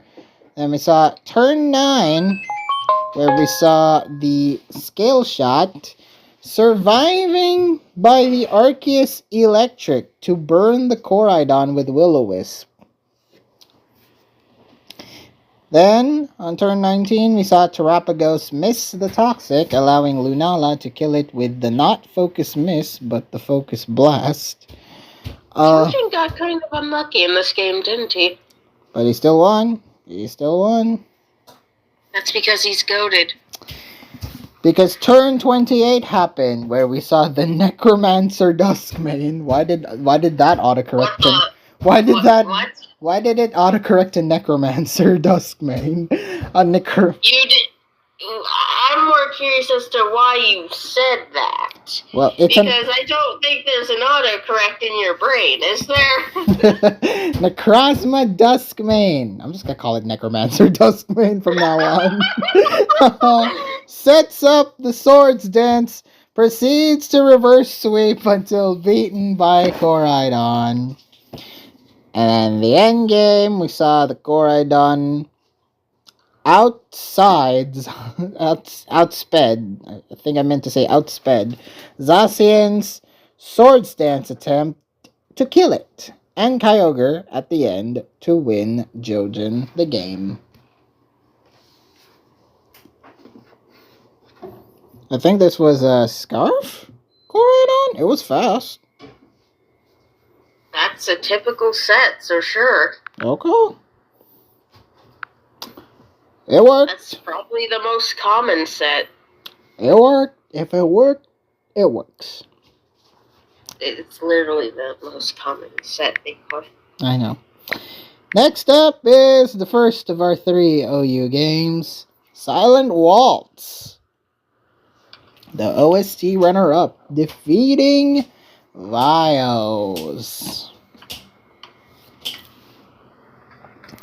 Well, turn 1, Zamazenta hits the Stone Edge while Zapdos miss Hurricane. While both Great Tusks ward over hazards, and then Dragapult eventually manages to kill the Zapdos via Sack on turn 8. Turn 11, we saw Zamazenta kill the Iron Valiant, losing to the Scizor the next turn. I'm sorry? You just called it what now? People do pronounce it as Scizor. Those people are very wrong. So and they, I don't know. I was trying to think of something negative that isn't outright offensive. Scizor got lost. Scizor beats the Iron Valiant. Then turn 14, we saw Volcanion survive a Draco Meteor to kill the Dragapult. Very nice. Goldango and Great Tusk both Terra on turn 16. Goldango managing to kill the Great Tusk. Chips Darkrai enough so Lokix can kill it with First Impression, winning Silent Waltz this game. It was only 19 turns. What can I say? OST runner-up, kinda goated. You agree? Yeah, I agree. Alright. Next up is the other one of the OU games. JASP KIC Jasper, Kansas City versus Benadryl. So, Benadryl did not end up working for the Laprasis. They still got their headache. No. Lapras used the Curious Medicine. Alright. Turn 2. Sinistra's Machagacha burns the Ogerpon, only to be encored by Dragonite, with Zamazenta killing the Ogerpon on turn 11. Then, turn 12, we saw the Goldango OHKOing the Samurott Hisui on a hard switch, while Whoopsie. Tinkaton paralyzes the Ceruledge. I don't know why he threw in Samurott Hisui. Probably was expecting Shadow Balls. Or make it... I'm just a little confused at turn 13 in general, because, he hard switches in Ceruledge. I guess he's probably expecting the Tinkaton to use rocks? Yeah, he's probably expecting the rocks. Was the Tinkaton expecting the Ceruledge switch, or what? That would have been a hard play. It would have been a hard outplay. Otherwise, it would have been Thunder Waving a Goldango. That would have been a hard outplay, which it succeeded. Then... maybe the Golden Go was expecting a knockoff. But yeah, was the Tinkaton expecting the Golden Go to switch out so it wouldn't get knocked? Probably. And then was it expecting the Golden Go? I mean, Serrilage? I guess it would make sense given what there is, yeah. Probably. Alright. Turn 19. We saw the Iron Valiant kill the Slowking, forcing Tinkaton to Terra Ghost against the CC, and kills it back with a Gigaton Hammer. Then, on turn 28, we saw the Golden Go kill the Tinkaton, then survive Sinistra's Hex attempt to beat it with Shadow Ball, which was very nice. And then the end game, we saw the Dragonite D-Dance under screens against Zamazenta and Terra Grounds to kill it with Earthquake, winning just this game. Any other thoughts? Not really, because I hadn't seen this game. Yeah. So you're just telling me about it. I'm just learning about it for the first time. I guess a good win for Jasper. Kansas City represent. Next up is Seru versus Bundy 300 in the third of the OU games. What do you mean Radu didn't schedule with the right opponent? Oh no, did an oopsie. Wrong opponent, wrong tour. I haven't contacted my opponent yet. Oh, son of a... Oh well. Oh well. Alright, Seru versus Bundy in OU. First up. Most water weak team I may have ever seen. Turn 2. We saw Gliscor missing a Toxic, while Samurott crits it in return as punishment with Aqua Cutter. Then turn 10 comes with Samurott killing the Darkrai as Great Tusk crit kills the Pecharunt 2 turns later. Then, the end game, we saw Walking Wake kill the Gliscor on turn 16, defeating the Moltres, defeating the Great Tusk, then chipping the Moltres before Seru ultimately forfeits, and Bundy wins. Yeah, because Terra Water Gliscor certainly ain't saving you from that thing, buddy. Most water weak team. Tried to punish it by using Toxic, but didn't work. Yeah, I mean, Terra Water is a very common Terra type on Gliscor, so I guess Bundy just saw that coming from 2 miles away and Draco'd it. And I mean, Draco killed it anyway, so sure, why not? Sure, why not indeed. And that forces Bundy to bundle up and win. Next up is Yu, the Battling Professor, using Stall versus Taka, using offense? Hold on, let's see. Yeah, I guess it's sort of bulky-ish offense. Yeah. Alright, so turn 1, we saw the Rotom paralyze the Chestnut before Quagsire Toxic it back. And then Hydrapple on turn 7, Fickle Beam Okos the Necrozma, forcing the Terra Fairy on the it went all side. out for that attack, you see, and that thing is at +4. So it was an easy knockout there. It forced Quagsire to Terra Fairy the next turn. Then, turn 19, we saw the Gardevoir successfully catching the Toxapex hard switch to a psychic noise, damaging it, and preventing it to heal, not with the regen, but just recover in general. And then catches another switch into Blissey, preventing it to soft boil. Then we saw turn 31, Weavile Swords Dances, but still gets poisoned, manages to defeat Chestnut, Terra Icing against Quagsire on turn 36 to kill it with a triple axle. Poor Sire. Sire not acquired. So Weavile then defeats Skarmory the next turn, Excadrill then chips Blissey before the battling professor became the forfeit professor and forfeited. Even the professors make mistakes sometimes.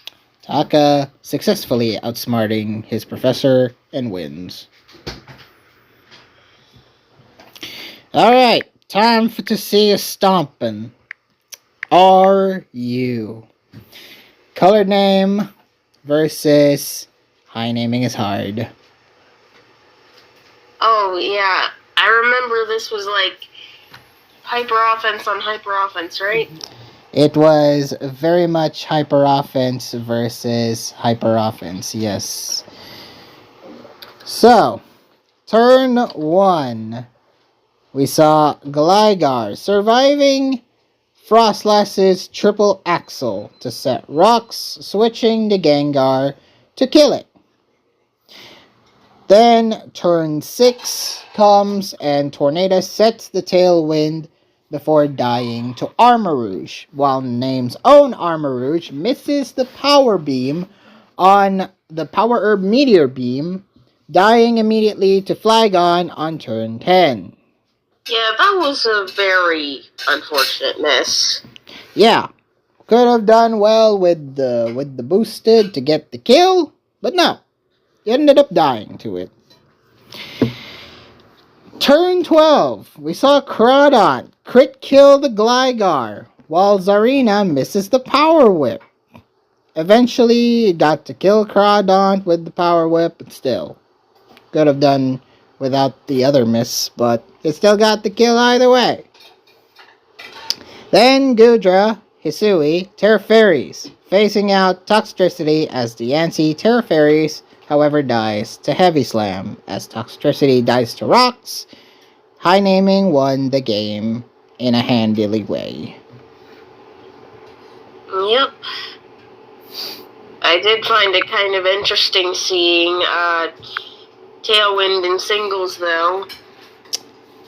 I mean, if you want to boost your speed, you gotta have at least something. I guess if you want to boost your whole team speed for just a few turns. Yeah, you gotta have at least something, I guess. Alright. NU didn't happen. We can't have a clean 48 game play before BLT without having an NU being called off. Ziri versus Ampha did not happen, so we couldn't see Snow Janiri in 2026 doing his thing.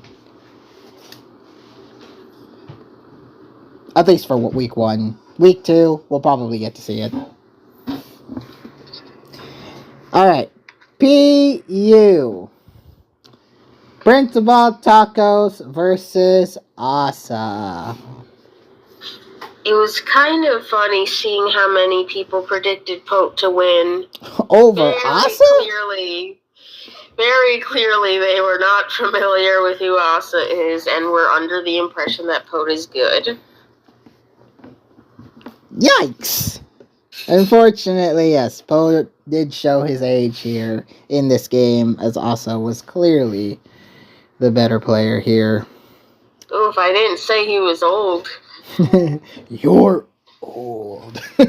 Which is really funny. So, turn 15. We saw the Cramorant kill the Tatsugiri and paralyze the Slowbro Galar. Very nicely there. Then, turn 26. We saw Decidueye Hisui, Terra Dragon, defogging away hazards. Very, very nicely. Then turn 31, we saw the Decidueye Hisui crit kill the Grimmsnarl as Florges tricked the Slowbro with Scarf before dying to its shell sidearm. Why did I say Terra 39? That's hilarious. Turn 39, we saw the Potes Decidueye Hisui Terra Ghosting. However, and Swords Dancing tried to boost itself up, but Oricorio was there, activating Dancer, activating his Stride, dodging Oricorio's Hurricane and killing it with Shadow Sneak, which was nice. It was nice to see that. And then, turn 55, we saw Cramorant paralyze the Decidueye Hisui, killing it with Brave Bird before losing to Slowbro. And then, towards the end, we saw the Slowbro OHKOing the Bruxish with a knockoff, removing its choice band. The Slowbro? No. It removed Bruxish's choice band. However, remember the trick from Florges? It worked in Slowbro's favor in this time and defeats it, outspeeds it to win. Sir, that's a Zoroark. Oh. One damn Scarf Zoroark. You should have commented the full thing, Pote.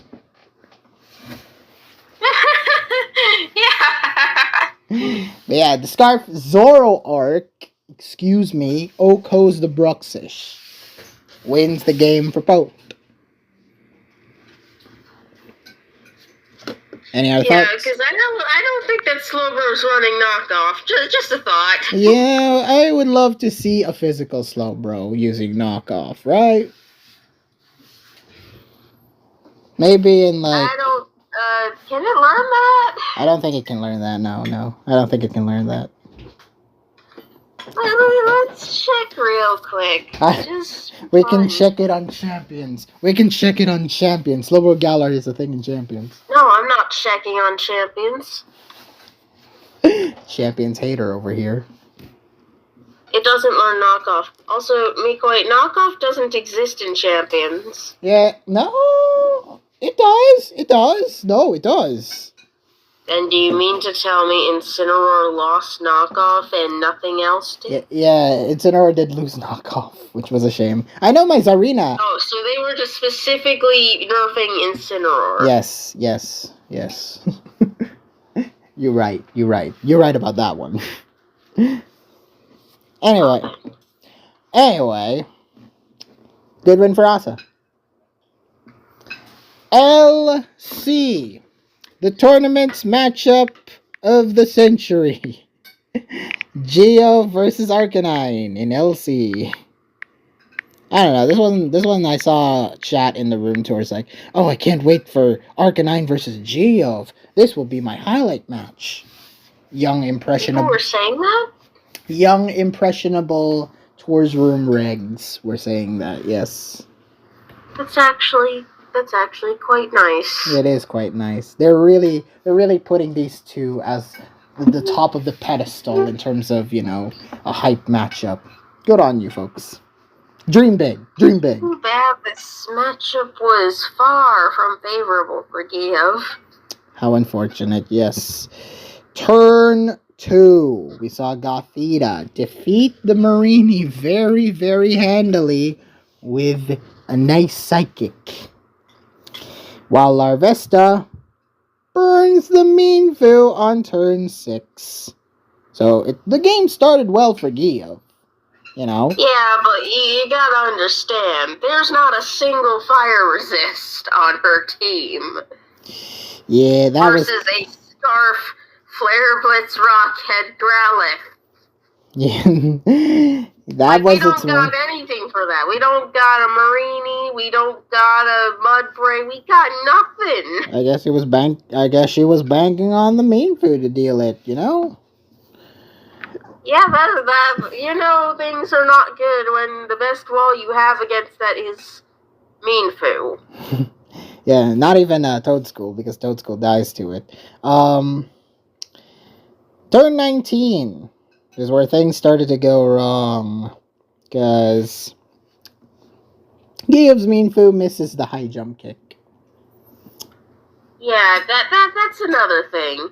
That definitely put her behind a bit because yeah, you need that Mean Foo as healthy as possible.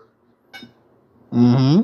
To be able to tank at least one head smash from the Growlithe Hisui. Flare Blitz. Flare Blitz. Flare Blitz it won't. Ain't no one clicking head smash in this matchup, Mikoi. Imagine if they did. Alright, so There's 4 Mons left by this point in the game for Give, and 3 of them resist head smash. I guess. Alright, so none of them resist Flare Blitz. how unfortunate. Turn 26. We saw the Toad School beat the Tinkatink, however losing to a crit Flare Blitz from the Growlithe Hisui. And yeah, it just Terrifiers at the end. Just kind of sweeps Giov. That's it. GG.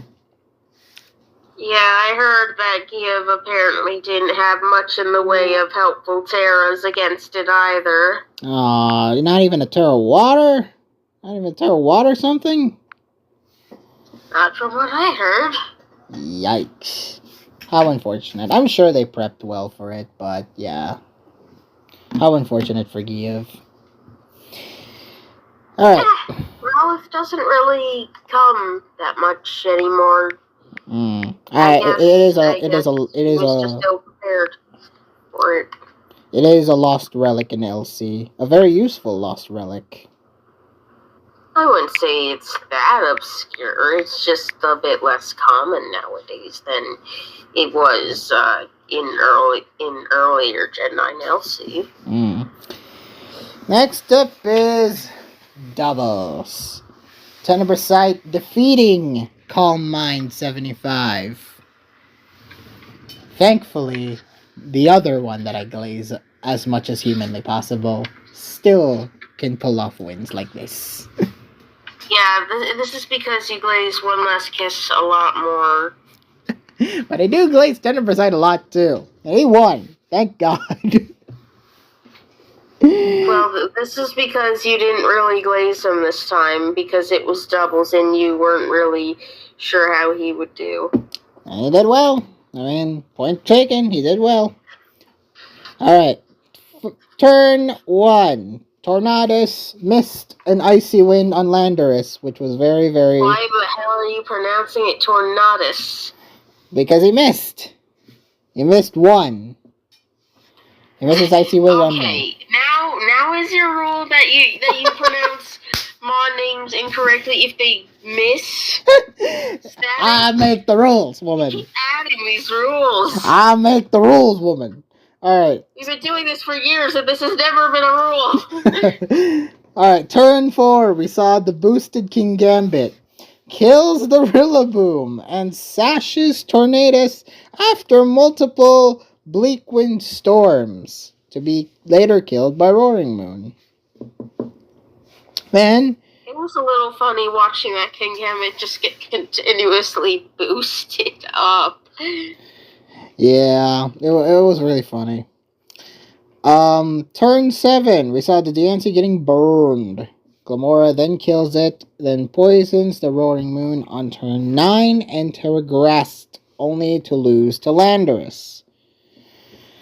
Then, in the end game, we saw Incineroar picking up the kill on Roaring Moon and Terra fighting King Gambit, only to lose to Ogerpon's Ivy Cudgel, winning Tenebrosite this game. Actually insane how just one little different play in the end game would have won it for Calm Mind. Really? What do you mean? He attacked into Spiky Shield. That lost the game. Okay, yeah. one little spiky shield determined.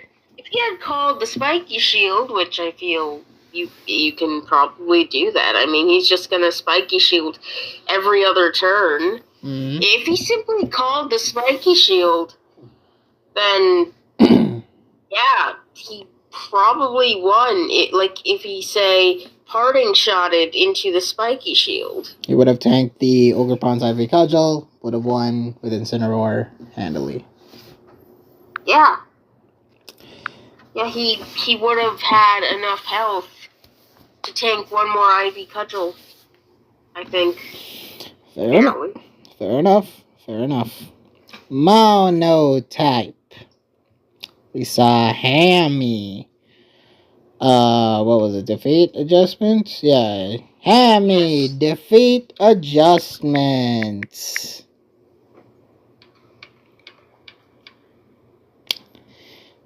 It was, I believe, water versus water. Wow. How original. Water and water and water, water and water and water. Alright, so turn. Did we mention water? Yeah. Water and water and water. It's a meme. Alright, so turn 2. We saw Toxapex Toxic, the Samurott Hisui, whose sword stands up and sets the hazards. However, it missed on turn 6, dying to poison. Then, turn 17, we saw the Samurott Hisui miss the Ceaseless Edge twice, leading to Toxapex defeating it with Infestation, leading to Greninja beating it back with Extrasensory on turn 26. Greninja... Unfortunate misses. I said unfortunate misses, because even if you don't kill, even if you fail to kill, that still gets hazards up. It does. Eventually, it still managed to get the hazards up. It was just too little too late. Yeah, but it's better to have them up earlier so you can get more chip over time, over the course of the game. Yeah, it was just too little too late for all the adjustments. But, yeah. Endgame, we saw the Greninja beat the Pelipper, leading to Kindred, dying to hazards, and Alomomola stalling the Urshifu, causing adjustments to forfeit, winning the Hammy the game. That was a quick description. Well, it was just as quick as the game led you to think, because, yeah, it wasn't really that long. Things eventually did happen. And they won. Hammy won. Okay, I'm all for quick descriptions. Trying to make this as quickly as possible for you. Alright, National Dex. I don't think this game played, did it? Sealu versus Threeko? Oh yeah, that didn't happen. Yeah, it was a dead game. Sealu and the Threeko didn't even play. Oh well. Save your strengths for the next week. Next. It's not about the record. It's about saving your strength for when it matters most, I guess. Then we come to the last of the week. What was I gonna say? The last set of the week. The Sand Castlevania tying the Jubilife Jirachis. Or should I say them incorrectly because they neither won nor lost? Never mind. Alright, first off we have Ubers. Vidiot defeating JB291. In Ubers, we saw turn 1. Kyogre paralyzed the Alomomola, then paralyzed the Koraidon on turn 8 as Ho-Oh killed Arceus Fairy. Then, on turn 17, we saw the Kyogre kill the Alamomola as Arceus Dark burned the Tinglu very well on turn 19, while Giratina missed the Poltergeist against Ho-Oh on turn 25. Then, on turn 28, we saw the Koraidon sets up Swords Dance against surviving Brave Bird to damage Wheezing Galar before dying. So that was a bulky ass Wheezing Galar that managed to survive the nice Flare Blitz attempt. Then, turn 43. Better be a bulky ass Wheezing Galar if it's in Ubers. Yeah, it's in Uber, it's in general, let alone withstanding that. Turn 43, we saw the Ho-Oh crit kill the Necrozma as the Kyogre kills the Koraidon on turn 45. Then we saw the endgame with Arceus Dark defeat the Tinglu by turn 56, losing to a crit surf by Kyogre, while Ho-Oh Terra Fairies beats Kyogre, beats Giratina, Vidiot wins. Any thoughts? Not really. I think that was a nice game. It was a nice game. Very, very quick and easy. Well, quick in 59. Quick as in 59 turns quick, but sure, whatever. Well, they clicked fast. I remember them clicking. I remember they clicked fast in their games. Okay, I guess that would make it decently quick then. Mm-hmm. First of our OU games, we saw the battle between two of your goats, but you didn't think the other goat would win, huh? Chico's beating Clean. Yeah, I was certainly not expecting that. Yes, Chico's defeated Clean in what was a game of all time. Turn 1. Oh no, what happened? Turn 1, we saw the Deoxys wage war as Chico's beats Clean with a Shadow Ball, foreshadowing the things to come later in the game. I guess, I don't know what set Clean's Deoxys was, but Chico's was clearly an offensive variant. Maybe Clean's was Screens. Maybe Clean's with Screens, and maybe we have Deoxys with the all-out attacker set. Pierce chimed in with the weak Deoxys as turn 6 happens. We saw Kyurem Dragon dancing and defeats the Ogerpon with Icicle Spear, eventually losing to that Deoxys. Which was, it was Life Orb. Yeah, it's an all-out attacking set. Definitely. Turn 16. Ceruledge taunts the King Gambit, allowing the Terragrass Lando to defeat the Pecharunt on turn 23. And then we saw the endgame with Chico's once again proving that it has the stronger species of King Gambit by defeating Cleans with Low Kick, winning Chico's the game. So in a battle to wage war between two similar species by opposing players, Chico's would beat Cleans, which was really, really, really funny. Any other thoughts? Not really. I just kind of wonder if Clean's King Gambit had, low kick as well. Yeah, then there would or be. Or if he was just doomed. It would be an unfortunate case of a speed tie. Alright, next up we have the last of our OU games. Yardonk losing to No Name 6293. The very, very expensive No Name 6293. And I gotta say, for his price, he did alright. he did all right for himself.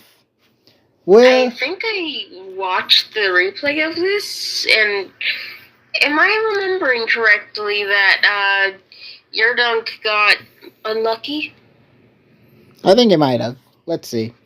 So, turn 8. We saw the goatest of all strats.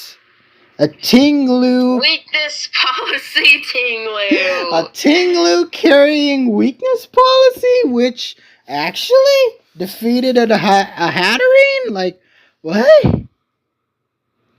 What is that all about? I mean, considering the strat, I feel like it all it having done.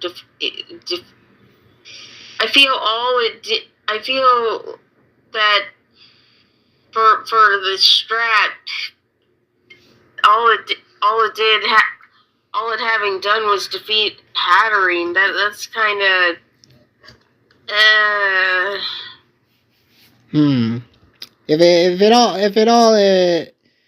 If it all delivered that to defeat Hatterene, that was the strat.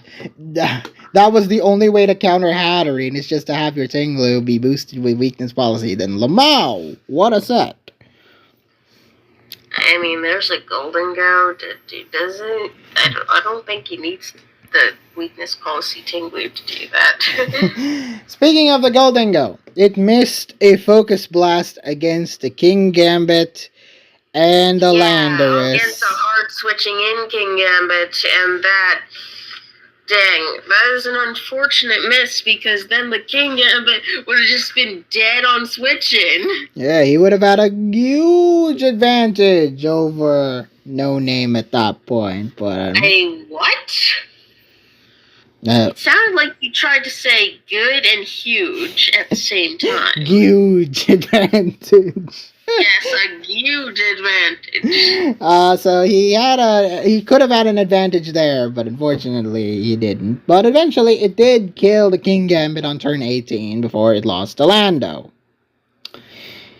which I think was what he was going for regardless. So, turn 23, we saw the Dragon Knight Terra Fairy and killed the Landorus.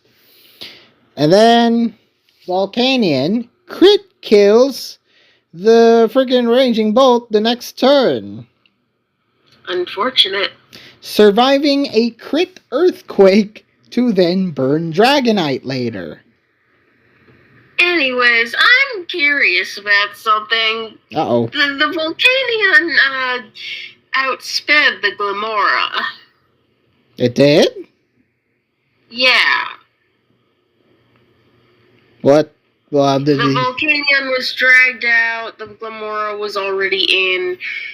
It used Earth power before the Glamora could move, and the Glamora died. I guess Glamora was slow. I guess that was a slow Mora. Which is a bit odd. I don't know if red card Glamoras always run slow. I wouldn't know either. So, yeah, interesting. Dragonite. It was just a bit weird to see, because you don't normally think of Volcanion as fast at all, and you think of Glamora as at least a little fast, somewhat. Dragonite then Dragon Dances to try and reverse sweep until it lost to the Terra Ghost Iron Valiant. I think it was trying to predict an E-speed, but nope. Got the kill. Well, it doesn't need to predict an E-speed, Mikoi. It's not like E-speed would have killed it.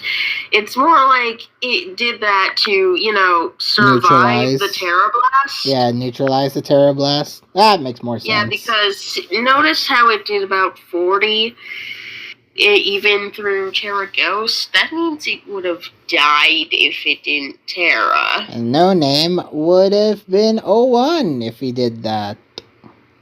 Exactly. So yeah, congrats, No Name. That 35.5k price is gonna live up to the hype. We'll see about that, buddy. Was that his price?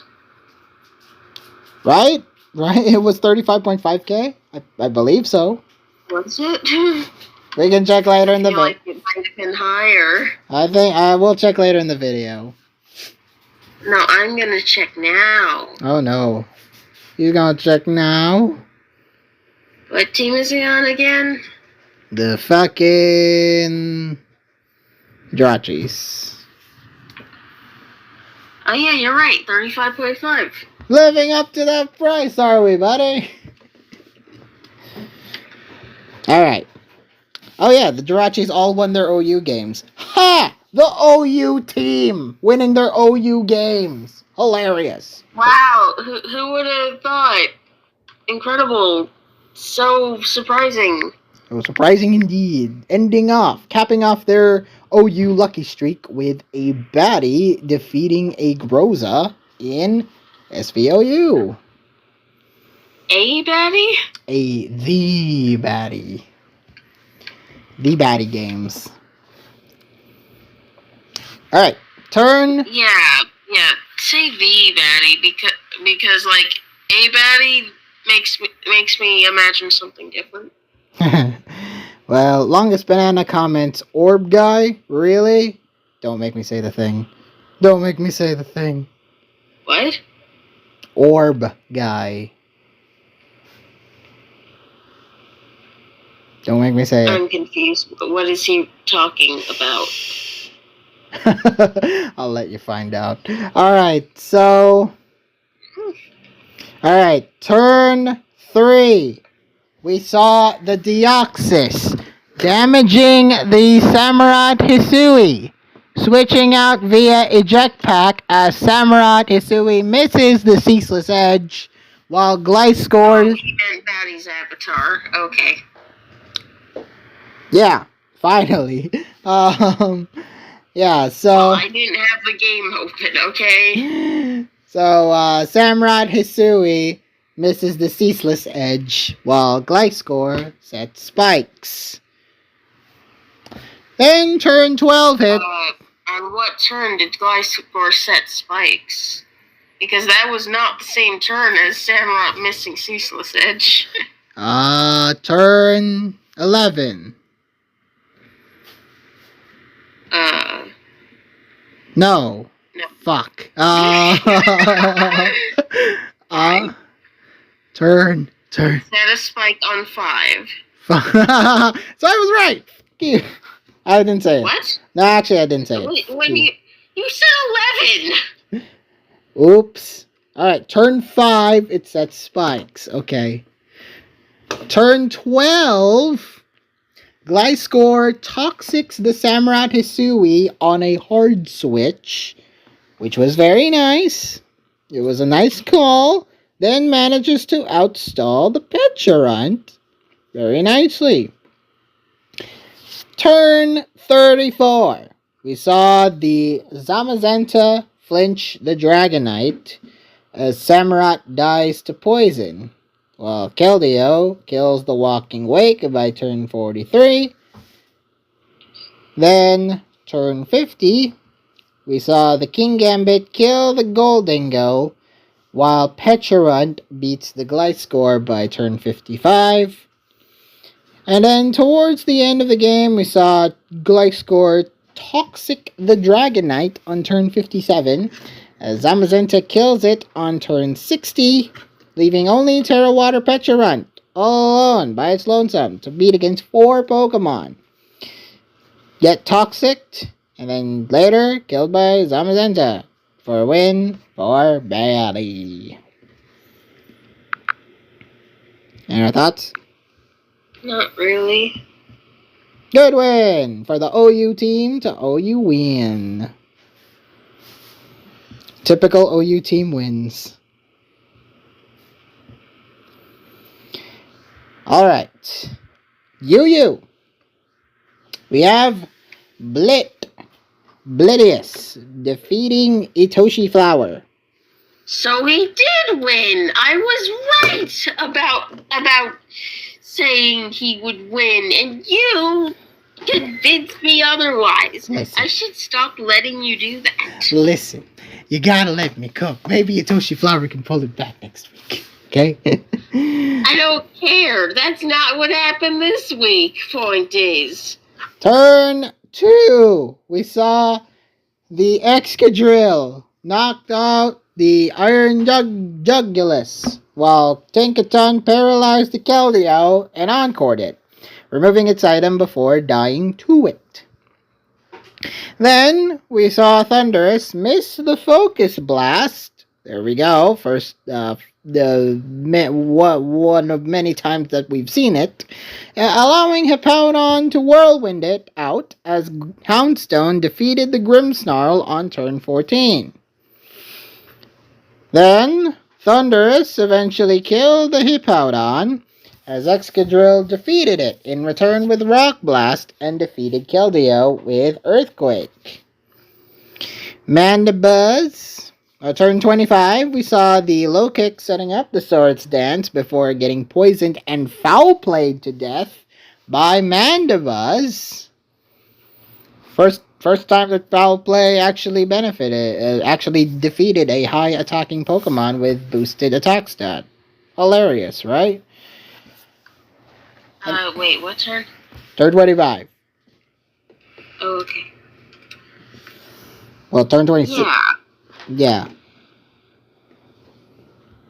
And then, they saw the end game, where Terra Fairy Mew sets up the nasty plot, and despite being poisoned by the friggin' Mandy, gets to do its thing of reverse sweeping, defeating the Excadrill with a Draining Kiss, and then defeating the Houndstone with another Draining Kiss, and then defeating the Terrasteel Hydrapple with an Earth Power, and winning the game in a very close one.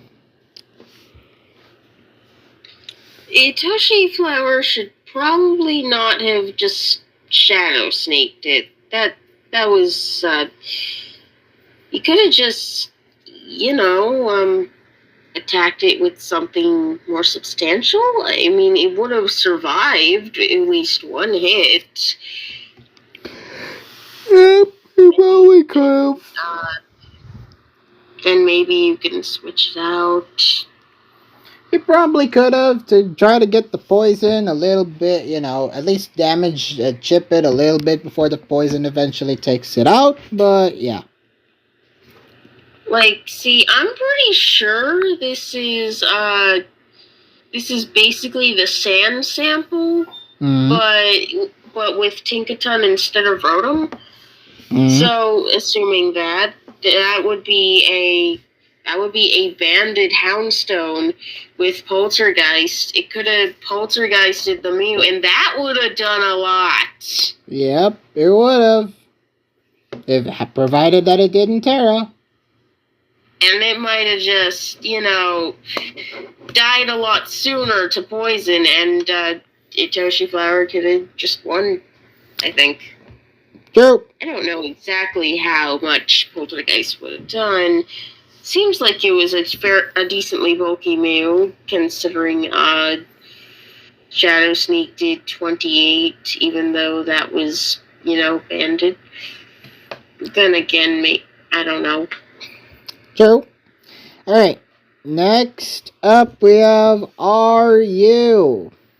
They tried their hardest to call the act against Lost Memories against Maxis 23. We could have had an RU game there, but they said nope.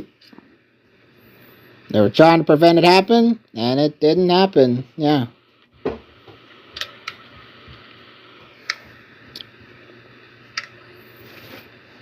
I remember Blidius is Blidius was no, and then Thanos chimed in with a no. Typical team behavior. Alright, next up we have NU Reggie Boob acting as the 5th member of the Regigolems, defeating XIII. Fifth?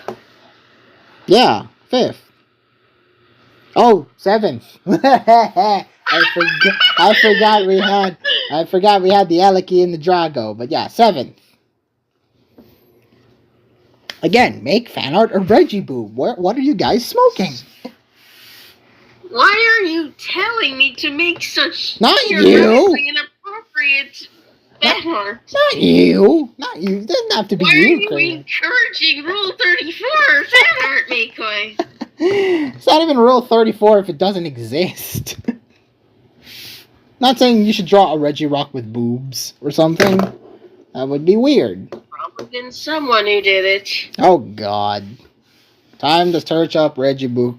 Regirock. Oh, never mind. Alright. XIII versus Regiboob. Turn 4. We saw Duraludon paralyze the Copperajah, while the Dunsparce paralyzed the Flygon on turn 12. Then, turn 18, we saw the Copperajah surviving the Dunsparce's Hex attempt to kill it with the Heavy Slam. That was nice. That was a showcase of the tank that is Copperajah. And we saw turn 25, where Incineroar knocked off Flygon's Scarf, while Articuno Terra-Steeled on turn 27 as Tauros killed Vaporeon. And then, turn 32, we saw Scyther was flinched, allowing Articuno to kill it, while Incineroar killed Duraludon on turn 38. It was all left to Monkey Dory and a couple others.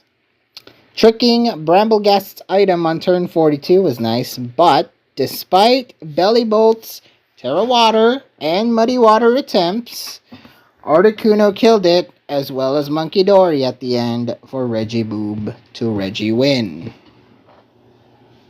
Yeah, that Terra Steel Articuno really carried the game for him because,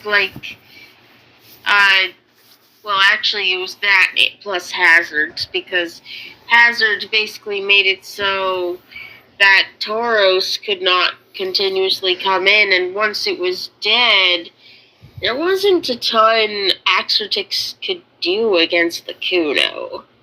Yeah. Articuno was free to just set up and sweep with a Psyshock against everything else. So well done to Regiboob. Next up is Pew, the first game that was played between Memphis Depay and Me Empty, where once again we have the Hood Boy do its thing and do its thing well. Probably it's the top PU-mon that's going to be played this tour. Well, yeah, it's currently a top PU-mon in general. I mean, it wasn't in PU until the shifts. It was in NU before.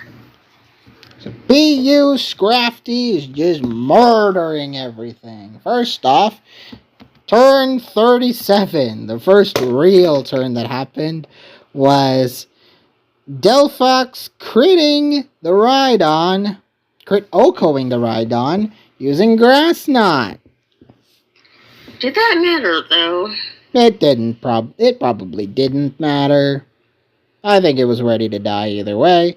Turn 57, we saw the Florges tricking the Terra Water Scrafty and removing leftovers, only for Scrafty to knock it off anyway. So, ideally, it just removes Scrafty's leftovers from the field. That's it.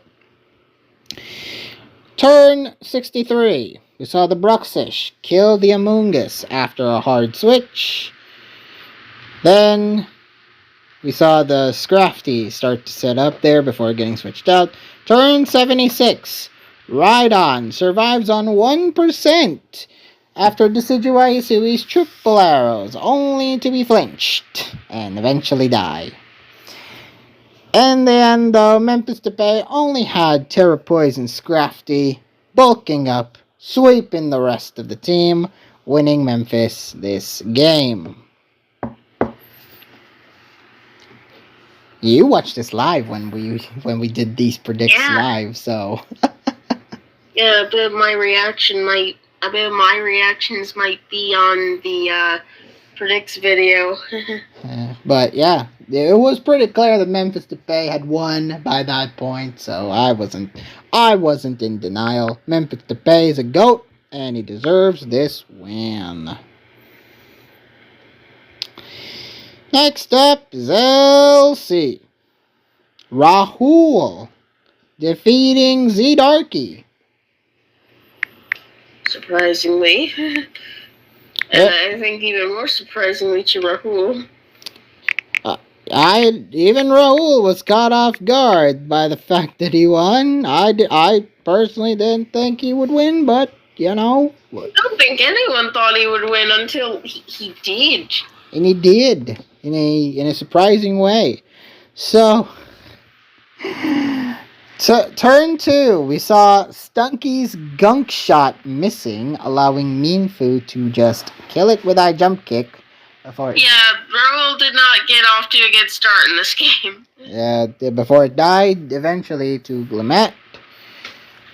Turn 6, after killing Glimmet, Minchino protected against Minfu's high jump kick attempt, then tidied up to clear hazards before dying to Trapinch. Then faint from Trapinch too. Yeah. Faint. It was a good faint. Turn 16, we saw the Nummel began stockpiling against the Vullaby, who flinched, then killed it, to win on turn 22, to win the Vullaby. Nummel. Yeah, Nummel stockpile would have been a nice little boy. Ultimately, though, we saw Rahul's Vullaby ultimately flinching Z-Darkies on turn 25. And then we could have seen something interesting.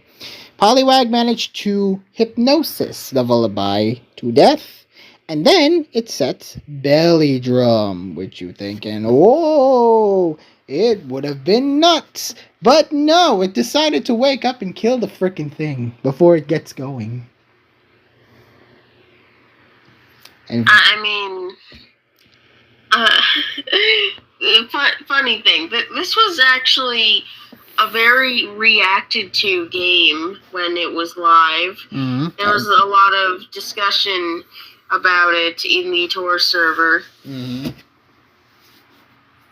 But when the Poliwag got the hypnosis off, I was saying, yeah, that's cool and all. Too bad the Vullaby is gonna wake up turn 1 and kill it. And then it did. And then it did. I'm sorry. I manifested that. My bad, Z-Darky. My bad. So, blame Pokeart for this loss, Z-Darky. You have free reign to do that. Rahul, congrats on the win. The miracle of a win. Alright, next up we have Monotype, where Thanos defeated Ringmaster Uta. Ha! You doubted me in thinking Thanos wouldn't win. It's a battle of mid anyway. Wow. The shade has been thrown. It is ground versus fighting. And also, Uta could have won this. I think he chose the wrong Mon to let die. Turn 1, we saw Great Tusk barely surviving Gastrodon Surf while setting rocks, dying to Rocky Helmet Hippowdon instead. Sneasler was then whirlwinded out on turn 3, tanking the Iron Hands' hits while it took out Landorus with Ice Punch. on turn 7, only to die to iron shreds with the body press. Then, turn 12, we saw Clodsire beat the Sneasler as Hippowdon then sets up and allows Excadrill to sweep and kill Gallade under Sandrush rules. Yeah, I don't think he should have let Gallade die. Why? Why didn't he let him? Because there's a goddamn Clodsire. Ah, you're right. That was literally the reason he lost. He had nothing he could hit the Clodsire with except for, Ice Spinner from his Urshifu. Yeah, that was kind of unfortunate. And that wasn't doing enough. He needed Gallade. Gallade could have been posing a real threat. To be fair, you're correct on that. Like hell, what's Iron Valiant gonna do here anyway? Okay, wait, no. I guess it was needed for the killing of Excadrill. That is true. Well, with Vacuum Wave, yes, but I'd argue Gallade would do much better than just simply take out an Excadrill. What? What was I saying? What the hell did I just say? Even I blanked out. I don't know what you said. I don't know what I said. Oh, what the hell. Anyway, whatever. Yeah, Iron Valiant ultimately killed the Excadrill. Clodsire toxic and toxic it and Urshifu back. Clodsire just stalled it out. Won Thanos. Win. That was a win. So congratulations, Thanos. Next up, this one, I admit, I thought I was being clever by predicting for the other guy, but unfortunately I should have stuck to my guns. Akaru Kokuyo defeated the Icy Penguin. Told ya. Listen, I wasn't surprised that Akaru wasn't going to win. I kind of expected that to be a thing, but come on. Maybe this could have been a close one.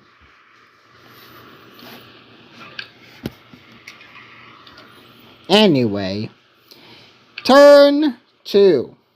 We saw the Heatran surviving on 1 against Okidogi's Drain Punch, which was pretty hype. Eventually, it lost though to the Iron Crown, which was bad. And then turn 4, we saw Gouging Fire survive against Expanding Force, allowing to Howl, boosting Rillaboom and chipping Chi-Yu until it lost to Iron Crown. Turn 10. Cresselia Lunar Blessing, healing the Moltres Galar, allowing it to set up and Terra Water to beat the Iron Crown.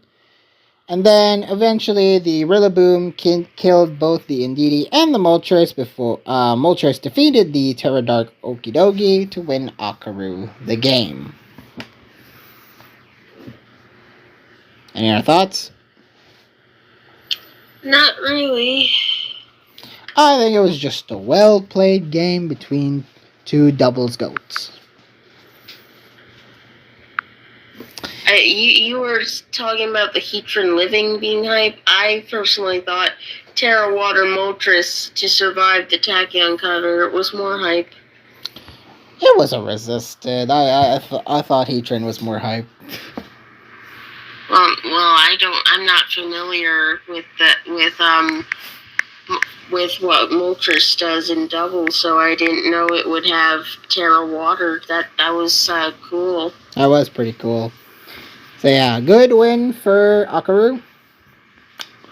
Yeah. And then National Dex. Finally, Omar, you've done it.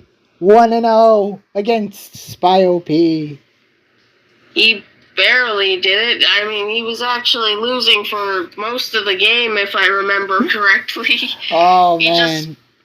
reversed it with the king of reverse sweeps, King Gambit. The king is not dead yet. So, turn 2. We saw the Hatterene bounce back. The Garchomp's rocks attempt. Already. Good start by Spy. While Tornadus missed the heat And wave. he did it a second time, too. Yeah, he tried it again, but unfortunately it failed.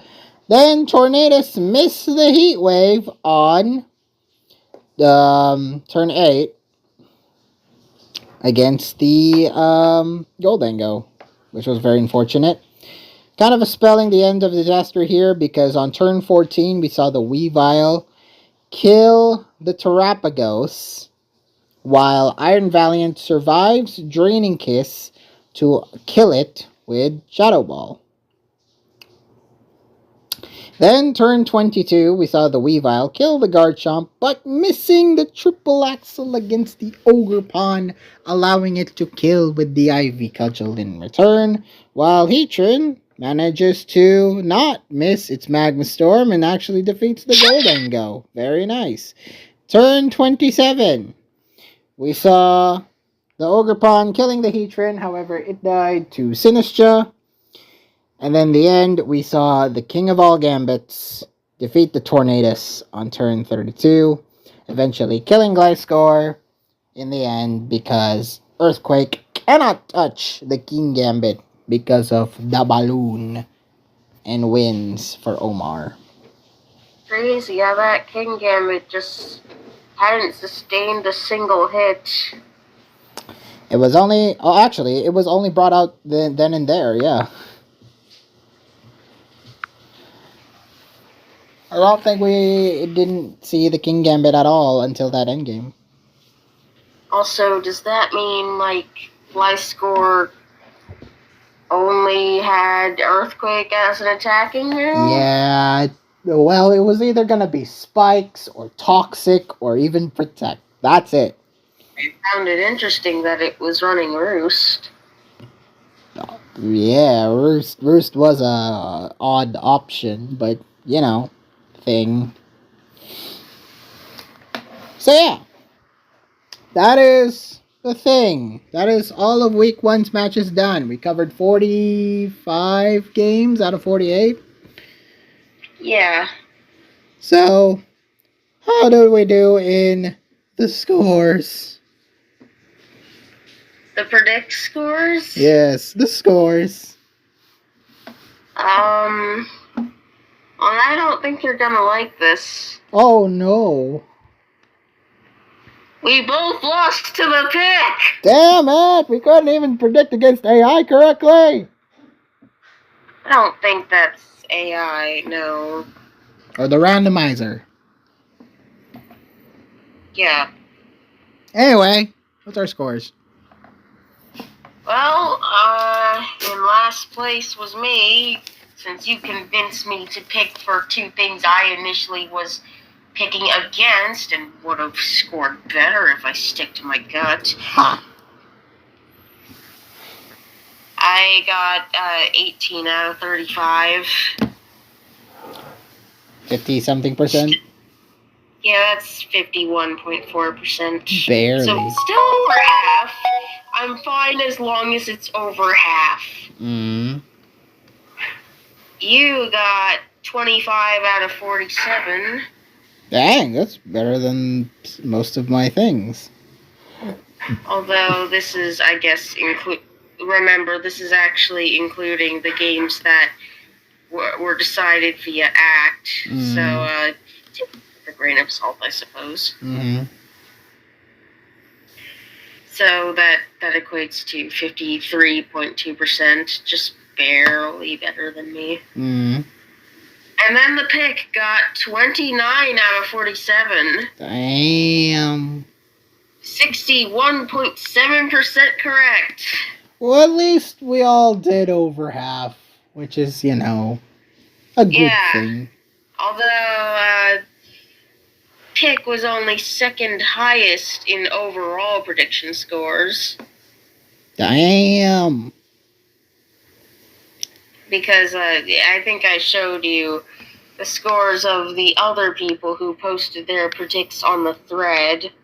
Yeah.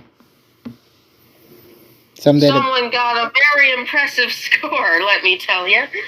Yeah, I think it was who they are. Yeah. You'll see it in the thread once you see it. I think they even mentioned it in their week 2 predicts. But yeah, that was week 1. Let's move on over to week 2. Alright, Freaky Motos, time to predict week 2. Freaky what now? Yes, you Freaky Motos. What is this referring to? What is a Freaky Moto? Remember the Tatsuki Fujimoto gooning allegations? Oh. Yeah. Why are we all Tatsuki Fujimoto? Yes, you are all Tatsuki Fujimoto in some way. I said why. Yes, you are. Just yes. I said why. You don't need the why. That's not an answer. You don't need the why. Alright. Let's go. First off, the scripted Slow Bros versus the Pillsbury Fido Boys. Ugh. Your game. And you don't have to predict it first. Yay, I can just take a nap. Yes, you should. But it's your team. First off, we have Ubers. EA Nasir versus D-Wagon. Now, EA Nasir didn't really impress me last week, despite getting a win over TGA. I don't know, I just wasn't impressed. D-Wagon, though, impressive in his win over Celeste. So, I think I'm gonna go with D-Wagon. You're in luck, because I already filled it in for you. Yes, D-Wagon for the win. What did the pick say? The picked Nasir. Okay. OU, we have Let's Rumble Shall We versus Radu. How good is Radu? Beats me. I don't think Fragments is gonna predict for his own team, but obviously not. What is the other one? Okay, one saying Hellray. Radu's kind of a interesting choice, but he is badged a lot, so I'm gonna assume he knows the OU tier in some way. I'm gonna pick. I mean, yeah, that's kind of what Fragments drafted him for. He's good in OU, but it's up against Hellray. I'm gonna say by a slight margin, Hellray. A slight. I figured as much. I will not be surprised if Radu wins, and if Radu does impress in the actual game, then maybe I'll back him up in other weeks. But the first taste is always the litmus. All right, what does Pick say? You. Pick says Radu. No, I said it agrees with you. Pick's Hellray. Oh yeah, we got Leroy Pollux versus Kafka. Kafka did have that major throw against VK, which it kinda makes me think, okay. So he just wants the rush, the go, attack, even though he used Soul LOL. He was getting impatient and he threw. Interesting. Leroy? He did also get unlucky but yeah, it was kind of him not playing super optimally later that got him in that position. Meanwhile, Leroy kinda, he did impress over Sagazin, huh? So I'm gonna say Leroy here.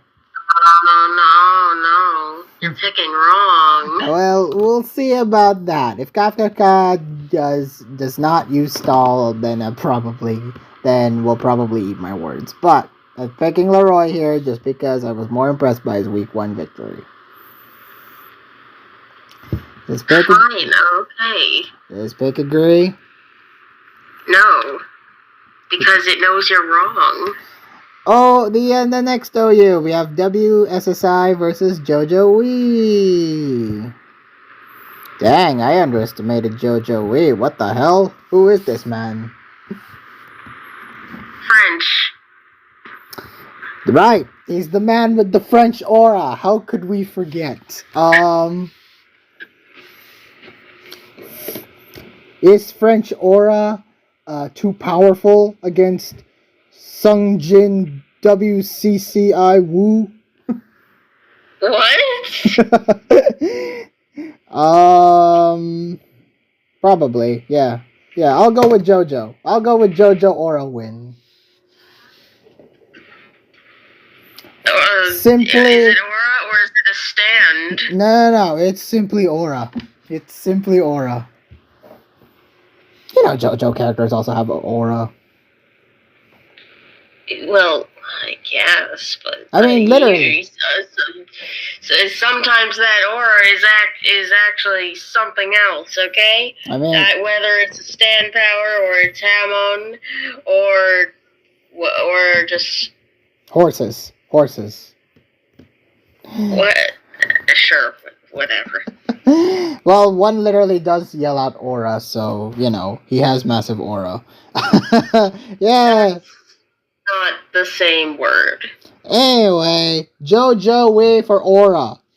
And he did impress us better than WSSI's win, so there you go. There's their serious answer. Who does Pick say? The pick agrees with you. It says we. JoJo Wee will win. Massive French aura. Alright, next is you. We have Taking Notes Kinda versus One Last Kiss. Two who lost in week 1. I swear to God, if you please him. Two guys who lost week 1. Yo! Listen, guys. You know, we did take an L last time. You know, they did both take an L last time. But you know what? Taking Notes kinda did look stronger in defeat. I will admit to that. Holy crap, he didn't glaze One Last Kiss. But I believe in One Last Kiss, and he will win. So you're predicting for One Last Kiss? I am predicting One Last Kiss. I will stand until he gets a positive record. Mark my words, he will. How dare you jinx him that hard? Oh my God! No. It's a reverse jinx of the jinx, and then he will win. It's a reverse for jinx. No, you just said he'll get a positive record. He's gonna go negative now. How dare you? Damn you, if he doesn't. Alright. Does Pick agree? The pick says Taking Notes Kinda. Alright. RU. We have Sulfura versus A-Truck. Sulfura didn't really impress me last week. A-Truck was alright. I think this should be very common standard. I think I'm picking A-Truck. How nice of you. I see skill. I see skill when it counts. Does Pick agree? No. Damn. And you. Rule versus Nemose. Sorry, Rule. Yeah. I already filled it in. Sorry, Rule. I know, you wanted to prove me wrong, but you know what? Nemose impressed last week against Gomdal. If they're Nemose's noted, actually. Fragments basically said the NU pool sucks, you will farm. Yes, the NU pool does kind of suck. I will admit that. So Nemose will win. And I already filled it in for you. Does Pick agree? No, it says rules. The ruler. PU, we have Sean versus Lenny. Ooh, 2 winners from round 1. Or week 1. Yeah, but the difference is one of them is Lenny.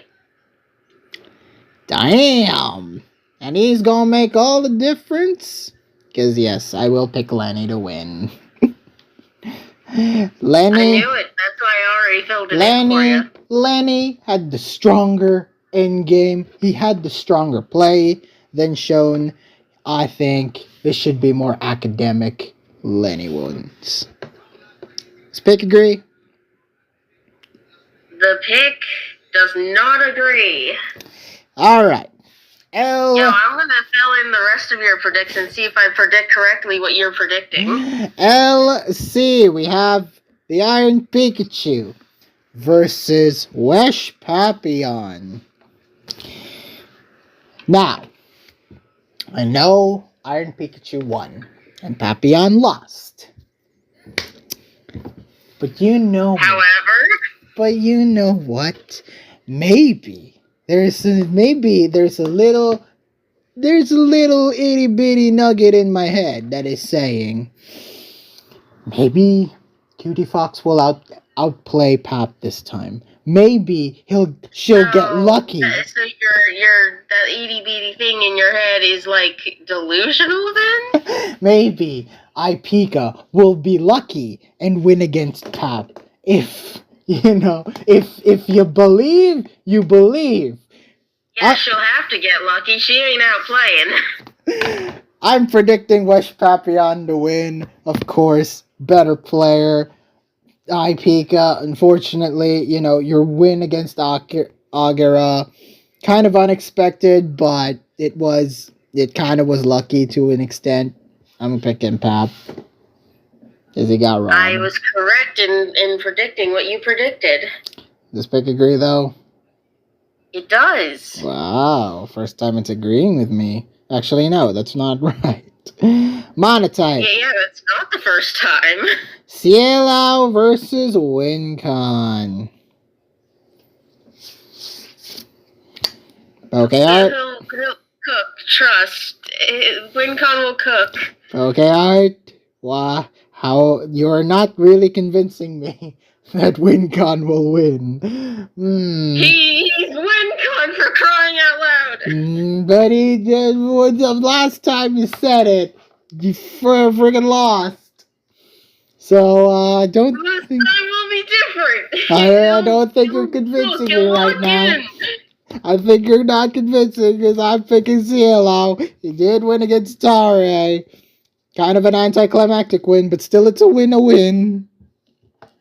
I was correct in predicting your prediction once again, as much as I dread it. Cielo will win. What does Pick say? Pick agrees. Doubles OU, we have My Pokemon Are Bad 12 versus Just Franco. Hype? Really hype. This should be the best match of the week, bar none. 2 doubles goats going at it. This is going to be a fun one. Franco is goated, and My Pokemon Are Bad is like 8-0 in OSDT or something. He is on a legendary run. Should I go for bog standard normal, or should I go the surprise route?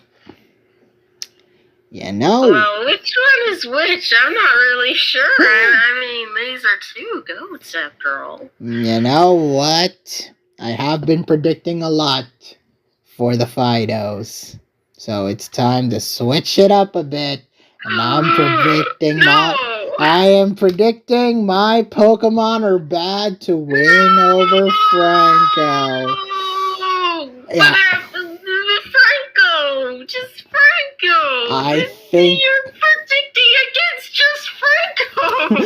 But I think this is doubles, Pokemon. This is a whole new ballpark. If it was singles, Franco will win. But this is doubles. Franco has proven himself extremely good at doubles too. What are you on about? Listen. Why are you bringing this argument back? We've already established that he's goated in doubles too. He is goated at doubles, but he's up against a generational player. I think we're seeing a second coming here. He's on a legendary run, 8-0 in OSBT. Okay, bro. He's losing now. You're glazing him too hard. Yeah, my Pokemon is bad will win. Trust. Alright, my Pokemon... Crap, I didn't predict this correctly. My Pokemon will win. Alright, what does Pick say? It says Franco will win. Ooh, so it disagrees with me, but it agrees with your side. Alright, National Dex. Tempo de Anguria versus Electrain Heart.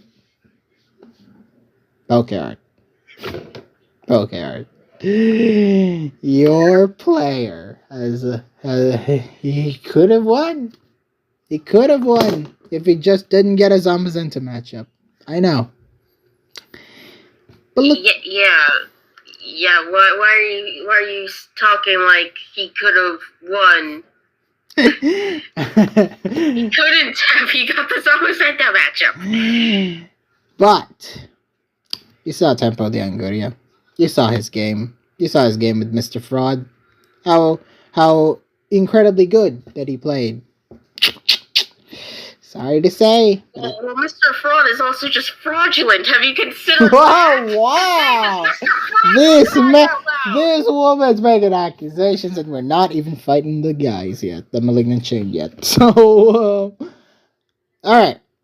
I'm picking Tempo. I am picking Tempo. He did impress me last week against Mr. Fraud. Tempo de Anguria is... I believe. Alright.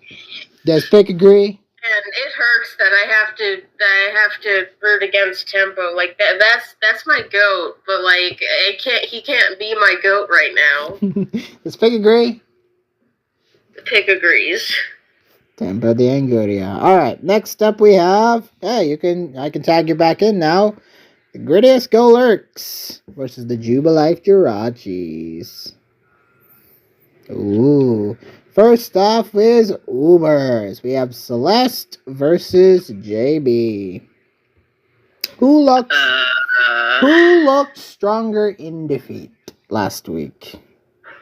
I don't know, you tell me. I think JB. I guess JB looked stronger in defeat, yeah? I think JB looked stronger in defeat.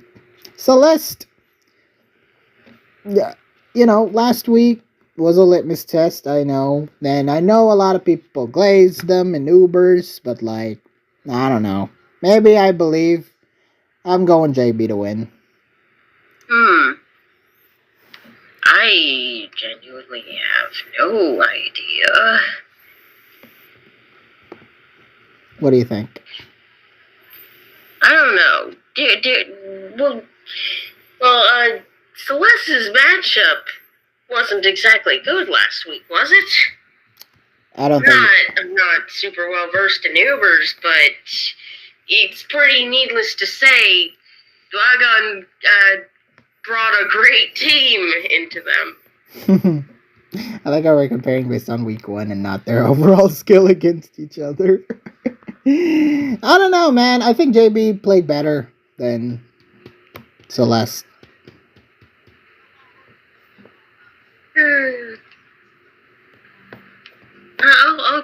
I'll still go Celeste. It's Fragment say, actually. I think we'll have a more informed opinion. Okay, so... Shoot. Celeste mostly lost. She brought Nothing Burger into stall. If she doesn't do that again, I think she has the mainer edge. So Fragment is picking Celeste, but... I don't know. I just see JB You win. discovered my... I don't know. I see JB winning. Well, okay. What do you think? I said Celeste. Okay. Who does Pick? It has nothing to do with the Fragment predicts. No, it has everything to do with it. Alright. Who does Pick say? It says Celeste. Oh yeah, we have Dougie. Doug Trio was broken versus Batty. Batty. Batty.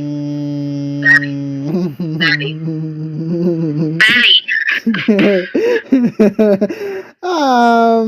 Maybe it's my smooth brain saying that Dougie may have gotten real unfortunate last week with a terrible matchup. But yeah, I'm picking Batty. Yeah, but there you go. There you go. How could I not? How could I not when it's the OU team? Clearly, Batty wins. Alright, the OU team will take all their OU slots. What does pick say? The pick says Batty. Alright, OU, we have VK versus No Name. No Name. Yep. He impressed last week. Unfortunately for VK, as much as he, good that he won last week. Low-key probably wouldn't have won if Kafka didn't get a little impatient. But you know what? If I were to say for the Golurks, out of the 3 guys that they have slotted for OU against No Name, I think VK might give him the most challenge. Maybe. I don't know. I think this will probably be the best matchup for the Golurks to go up against No Name. So I am thinking VK. No. I'm thinking No Name. Yeah, I was gonna say I'm thinking No Name to win. I'm thinking No Name to win. Yes, as am I, and as is the pick. So we all agree there. OU, we have Aincrad versus Chicos. Ooh. It's a curious matchup, this one. Aincrad, we've seen how good he can be in OU. He beat Dozo, I'd say fairly well. And Chicos did pull a good win over Clean. Who are you picking? Who are you picking? Oh, damn it. I interrupted your train of thought. What were you about to say? I was gonna say, this is tough. That's all I was gonna say. You know what? For being in the OU team, the designed OU team, I think Starreal, LB, and Batty and the rest of their support are probably going to help Chicos get the win here. So I'm picking Chicos. You know what? You bring up a really good point. Their OU core is probably pretty damn good, and they're probably prepping pretty well. They got some great stuff going on. I think better stuff than the team Aincrad is on. The goalie. So yeah, you make a good point, and I think Fragments makes a good point too. So yeah, as good as the Golurks' OU core may be, and trust me, their OU core is pretty strong. You're fighting against the literal OU team. This is legit the strongest OU core you're ever going to get. Yes. Not ever, but in this tournament, maybe. It's the best OU core, I think, because it's built by the OU team. Chicos to win. Chicos to win. It's your goat. Alright. Does Pick agree? No, it says Aincrad. We have Pesa versus Itoshi Flower. A curious one, this one, but I think I know who I'm picking. Are you picking Pesa? I am picking Pesa. I think this is close, honestly. It's not like Pesa did anything incredible or insane like against One Last Kiss last week. He just played good. Just played just played it straight, you know? Yeah, he played it good. I'd say Pesa did play it straight. He played it straight. He just played it normally, as he would in an offense battle. And well, I guess is Scarf Metagross common? I still don't know. Scarf Metagross with Psychic Fangs of all things. He brought an interesting thing. He does know how to build. Yes, he does know how to build well. I will say that. It wouldn't surprise me if Itoshi Flower won, but I'll go Pesa as well. Does Pick agree? The pick says Itoshi Flower. Are you? We have Dirk versus Maxis C23. Dirk did not impress me. Dirk did not impress me, and we haven't really seen Maxis. I'll go Maxis. I also go Maxis. I don't know. Maybe the better team building support. It's all just gonna come down to team building support, and I think the Jirachis are probably stronger. So yeah. Does Pick agree? The pick agrees. Alright, and yeah, we have Gom versus Regiboob. And you would not believe who won their game and who lost. Yeah, if you had gone into this thinking, oh, the Gomdal did a great run in TLT. Who the hell is Regiboob? You would have think, oh, Gomdal is going into this 1-0. No. Gomdal is going into his 0-1, and Regiboob is going to beating Actratix, and now he's doing here. Yeah, that's a little funny. I believe. I'll go Regiboob. Huh. Okay, I was going Gom. Oh, why'd you say Gom? I don't know. A great player. I'm more familiar with them. I still don't know how to rate him yet, but if he takes another win here, I might just admit the Boob is goated. I think the Boob is pretty good. It's just not goated enough yet. We'll see. I hate saying this guy's name so much. Alright, so you're picking Gom, I'm picking Regiboob. Who does Pick say? It agrees with you. Regiboob. Alright, PU, we have Failbur versus Me Empty. Me Empty, to be honest. Really? Why say that? Come on, you saw the game versus Memphis Depay. That was a very close and good game. It was close, but And Failbur got 6-0'd. That's your basis. Okay, fine. Oh, it's not my only basis. I know Failbur much better than just that. Me Empty seemed solid. I know Failbur's kind of always been okay. I do not really like how either guy played last week, but I think Me Empty will show up with a better team. I can attest to that, Fragments. Oh, you were looking at the fragments. Okay. Yeah. Yeah, I don't like how either guy played as well. I guess I'm gonna go Me Empty. Yeah, I didn't even need to look at the fragments to form that opinion. Alright, Me Empty to win for both of us. Does Pick agree? Pick agrees. Alright, Me Empty. LC, we have No Vaccines versus Marvelous DeMarvelous.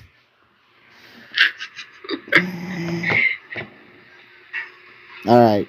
Who do you think? Novak's won against Pap in a very lucky way, and DeMarvelous lost to Rahul in a very unlucky way. So what do you think? Personally, I want to say DeMarvelous. Really? Yeah. I mean, I can agree. I can attest to that. I've seen more better stuff from Zdarky more than Novak's. So yeah, I think we both agree on this one. I think Indy Marvelous. Yeah, we're actually disagreeing with Fragments this time. Mm-hmm. Yeah, he put no backs. Alright, does Pick agree? The pick agrees. With who? Fragments or us? Us. Okay, good. I'm not really factoring in the pick's opinion in regards to Fragments. Okay. Just us. Monotype! Captain Kraken versus Ringmaster Uta. Well... Captain Kraken. Yeah, there you go. I was going to say, well, Ringmaster Uta got a pretty bad matchup last week. I think I'll give him the benefit of that. No. You're copium. That is pure copium at that point. Captain Kraken, better player. Yeah. Does Pick agree? Pick agrees. Diablos, oh yeah, we have Kirkrums versus Icy Penguin. Icy Penguin. Yeah, I'm not really a fan of how Kirkrums played last week. I think this should be Icy Penguin's game after a tough loss to Akaru Kokuyo. I think he's gonna bounce back though. Does Pick agree? Pick agrees. National Dex, we have Churro Jr. versus Omar. Oh, good matchup. Huh? This is a pretty good matchup, I'd say. Oh, yeah, okay. But who do you think will win? Both players won last week. For better or for worse? Who do you side with? I don't know. I didn't really like Omar's game. Really?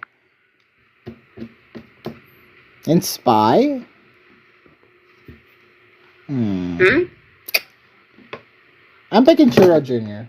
I don't know. I like his play last week against Electrain Heart. Yeah, honestly, I'm picking Churro Jr. Wow, we're getting the cheerleader down to a neutral. It hasn't even been week 2 yet. Actually, it has. Are you agreeing with me? Yes, I am picking Churro. Wow, we're both going against the cheerleader.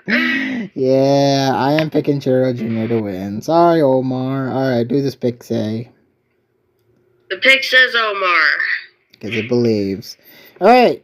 Malignante Chain D versus the Primal Power Pangoros. Malignante Chain. Oh my god. The Malignante Chain. Good lord, this is terrible. The Primal Power Pangoros pulverizing push to pop pancakes, pop whatever. The alliteration is lost. Yep. Ubers! We start off with TGA versus Jojin. Damn. This woman has glazed TGA and Ubers before. When? Last week. I don't think I glazed him, no. Well, I simply picked for sake of familiarity and knowing what his skill level is versus what you said about Nasir. And he won. Nasir won. Alright, I'm picking Jojin. I'm picking Jojin as well. I think stronger player. Don't get on my case. You're agreeing with me. Jojin will win. I think Jojin will win. I think stronger player, stronger team, stronger. Exactly. I just want to disagree for the sake of disagreeing. Alright. But that makes this take longer. Alright, does Pick agree? The pick agrees. Pick agrees. Oh yeah, we have Pixel Bob versus Vios. Pixel Bob, maybe? You're on Pixel Bob, huh? I mean, he did do well against Star Calyrex, but I think against established OU guys, I think Pixel Bob is gonna fold. Is Vios an established OU guy? I think he's better than Pixel Bob, personally. Even though he did lost last week against Silent Waltz, he's up against Silent Waltz last week, so... Well, yes, that is a good point. But, counterpoint, you said Pixel Bob won versus Star Cali, well, but, like, I'd say a little better than that. 6-0. He's dominated. But it was against, again, Star Calyrex. Not really confident in the OU space. I'm picking Vios. Okay. You're picking Pixel Bob? Yeah. Alright, do this pick say. The pick says Pixel Bob. OU, we have Sagazana versus Jasp.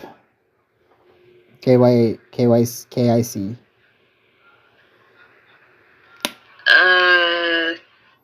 Jasp, maybe? Yeah, Sagazana. Alright, against Benadryl? No, that was Leroy. Oh no, this was... yeah, I think I like Jasp's play a lot more than Sagazanha's, so I'm picking Jasp. Okay. We agree. Yeah, This pick the pick agrees too. Alright. Oh yeah, we have Mikey Mon versus Bundy 300. I mean, I feel like I don't really know properly what Bundy can fully do because, like, we saw his matchup last week. It was not very good, but... No, Mikoi, he was the one who brought 2 strong water types into a team that had 4 mons that were weak to water. Oh, he's the weak water boy. Yeah, that's right. No, Saru was the weak water boy. He was the water abuser into the weak water boy. I'm more familiar though with Mikey Mon. I think he is. As am I. He was on my team before. He was. He was. Maybe still is an OU main. So. Yeah, I think so. Pretty sure. I am gonna say Mikey Mon to win. I'll say the same. Unless Bundy... Although I am looking forward to seeing what Bundy can actually do. Yeah. Everyone says they're about the same caliber player. Interesting. So this could be close. Could be, but I think Mikey will win. Are you picking Mikey Mon? Yeah, I'm picking Mikey Mon. That's my guy. Does the pick also pick Mikey Mon? The picks Bundy. Oh yeah, we're done with OU. Shut up. We're done with OU. This is UU now. Kimmer versus Taka. Oh. Taka, to be honest. As much as Taka is goated and stuff. As much as I like Kimmer and his win over Taking Notes, kinda. Yeah, Taka's much more adaptive of the field. He knows the meta a little more than Kimmer, I think. So, Taka. Yep, Taka. Does Pick agree? The pick agrees. We have kind of a hidden gem. We will probably see a hidden gem in the making. LBN versus High Naming is hard. Well, we know who the GOAT is, right? Yeah, we do know who the GOAT is, but, I think LBN did impress last week over Sulfura, so... I mean, sure, but, like, High Naming is hard, though. He's a GOAT! I'm picking High Naming! Exactly. Yeah, but you know what's interesting? What? Fragments is picking LBN. That's interesting. What's his reasoning? Let's see. Another strong contest, so I will side with the self-buy because the stakes are higher. If you go negative as a self-buy, you must die. That's not super serious. That is some shade being thrown. We're going with I naming is hard because familiarity plus experience plus skill. Plus goaded, yeah. Does Pig agree though? The pick agrees. And It you agrees that name is hard. naming is I hard. agree with that statement too. Naming is hard. Should name yourself Bopolopoulos. Alright. And you. Hacker versus Ampha. If it if it does happen, I hope they do sked at a good time. But Hacker, you said Hacker? Just because Hacker is Hacker, and he just wins. I think Hacker could be a serious contender for being the new trade because he does do well in multiple tiers. Yeah, and to think, I still remember when he was new and called himself Door Money. Yeah, yes, and then he won TLT, and now he's one of the best players in BLT. Yeah, Hacker. Yeah, you agree. I do agree. Fragments Hacker. doesn't. Does Pick agree? The pick agrees. Dang, Pick's been kind of nice to us. PU, we have Terracotta versus Asa. Highlight match, I'd say. Maybe. Highlight match, two goated PU players. Yeah. I'm more inclined to say Asa, though. You know what? I think we're doing the McCoy strat. I think we're doing. Are you playing TCG Pocket in the background? I am playing TCG Pocket in the background. Yes, thanks to the notifications. But the McCoy strat is coming back, ladies and gentlemen. I am going with my betting man instinct. Holy crap. I'm going with Terracotta. You know what? Now I just need to hope he doesn't get on my case for not predicting him. Yeah, I will get on your case, Terracotta. The betting man is back, and I'm picking Terracotta to win over Asa.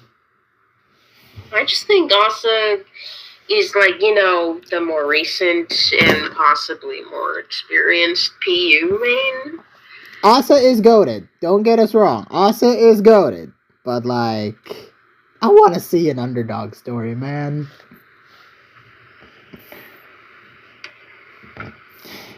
Alright, so I pick Terracotta, you pick Asa. Yeah, and the pick agrees with you. So it wants the underdog story too. LC, we have Pro SZZ versus Arcanine 1929. Okay, so here we have someone I know who can play LC, and here we have someone I don't know who they are. They've been around long enough. What does Fragment say about... Y'all, Mikoi, try to form your own opinion before you immediately I need to at least have a gauge in sort of who player is. So he thought he was one of the betters, but I saw Greedy Flame him. I mean, I'm not really basing my predicts off of anyone else's. I'm just going in with my gut. I say Arcanine is, he did win against Giove, which is, good and all, but I'm still not buying into the whole Arcanine craze. Well, you don't need to praise him. We don't know who the other guy is. Yeah. But yeah, that's the thing. I don't know who the other guy is, so I can't gauge your taste. Yeah, well, that also says to me that you lack confidence in Arcanine enough that you are not willing to favor him over some guy you don't know. I will favor the guy I don't know, though. Maybe he's a hidden dark. Who knows? Who knows? Pro SSZ to win. Let's boost his ego a little bit. Okay, man. Okay. Who do you pick? I'm picking Arcanine. I don't know who the other guy is. Okay. Who does pick side with? You. Okay. It sides with you. Hidden potential. Okay? Monotype. Tare versus adjustments. It is a delicious matchup on paper, but I'm thinking Tare, to be honest. Yeah, as much as adjustments did lose both players lost last week, but yeah, they both lost. but someone had the less bad defeat, and I think Tare had looked stronger in defeat than adjustments. So Tare. Yeah, I can agree with that. Tare to win, dude. So Poker picks Tare, and who does pick say? The pick says Tare. Oh look, Fragments also said Tare. Doubles OU. We have Lugia Japan versus Calm 75.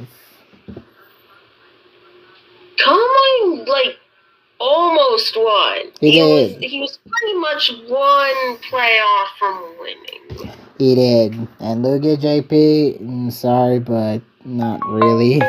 No, it's a middling sort of performance in doubles last week, so you were up against the GOAT though. You were up against my Pokemon are bad, but yeah, that's true.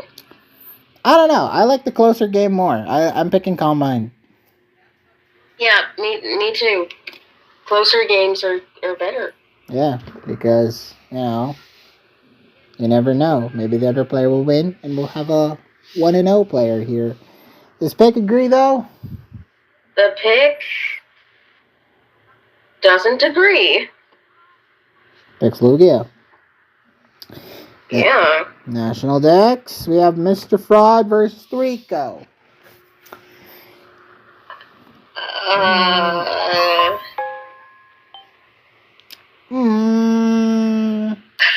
I don't want to say. I don't want to say he's a fraud. Unlike you, Pokehard, I don't want to say Mr. Fraud is a fraud. No, I still believe. Threeko? I've heard good things about Threeko. I know Seth's probably have some good things to say about Threeko. But I'll just say Mr. Fraud. I'll say Mr. Fraud. Okay. I'll say Mr. Fraud as well. Because I will believe that he's not a fraud. I want to believe. Then, Castlevania versus Lavit. Oh, wait. What does pick say? The pick says... Man, I'm not calling him Threeko. What? What are you calling him then? Echo. Why not? That 3 is not an E. I know, but you know what it's supposed to be in the scheme of a name. You elite speakers. You Gen Zers and your elite speakers. Alright. San Castlevania versus Lavender Laprises. I see some good matchups here, and I see some matchups here. First off, we have... We'll find out which is which, I suppose. First off, we have one of the matchups here. Vidiot versus Rafna in Ubers. Vidiot. Man, you are really against your GOAT for 2 weeks in a row. I've never really called him a GOAT in regards to BLT. Ouch. I think that hurts his pride a little. What? I'm just speaking facts. I'm going off facts, but I'm pretty sure I've never actually called him a GOAT in regards to BLT. Facts and logic. I'm not even trying to insult. I'm pretty sure I'm just stating a fact. All right, Vidiot because to I win. don't think I've actually called him a GOAT in regards to this tournament. Vidiot to win. We've seen Vidiot in Yes. the past. Vidiot's the GOAT. And me trying to say that I wasn't insulting him aside. Vidiot's just kind of the best Ubers player here. Do I need to say much more? I mean, if your GOAT if your GOAT is able to, well, if your GOAT, the Wagon, is going to win the rest of his games, and maybe we'll see. But yeah, Vidiot to win, just best Ubers player so far. Out of a sea of Ubers players, I think we've seen the best one. Yeah. Pick agree though. The pick agrees. Oh, you. This one's gonna be. This one's gonna have. This should be a nice one. This should be a. This could go either way. Clean versus Silent Waltz in OU. I know. Clean's goated and all, but yeah, Silent Waltz made OST runner-up, but Clean's a GOAT.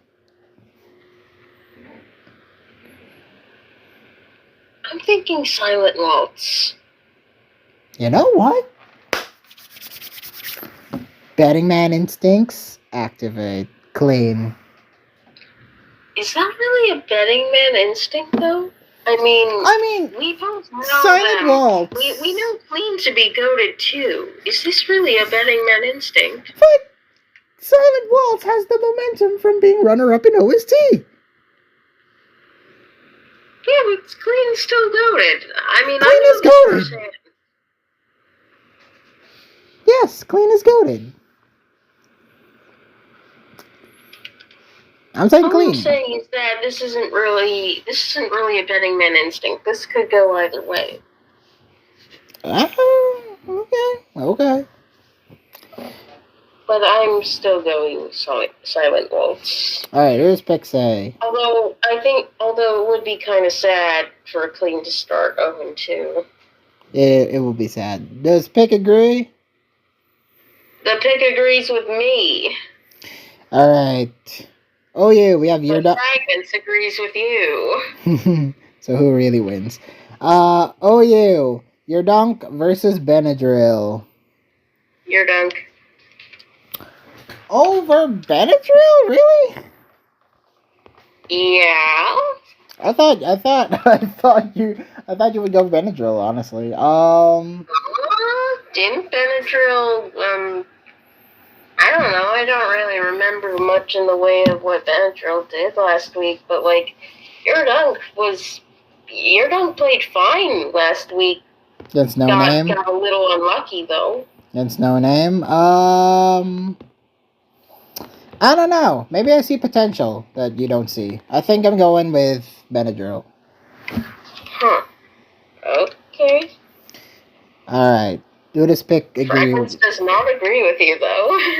Who does pick agree with, though? It agrees with me. So, everyone... And so does Fragments. You are the odd man out. Betting. So, there's your betting man instincts. OU, we have Groza versus Seru. Kind of surprised that Seru's still playing OU, but if he wants to play, go for it. After seeing what he brought last week, just off of that alone, I'm inclined to go with Groza. Sorry, Does that make Seru. sense? Does that make sense? Yeah, I agree. Sorry, Seru.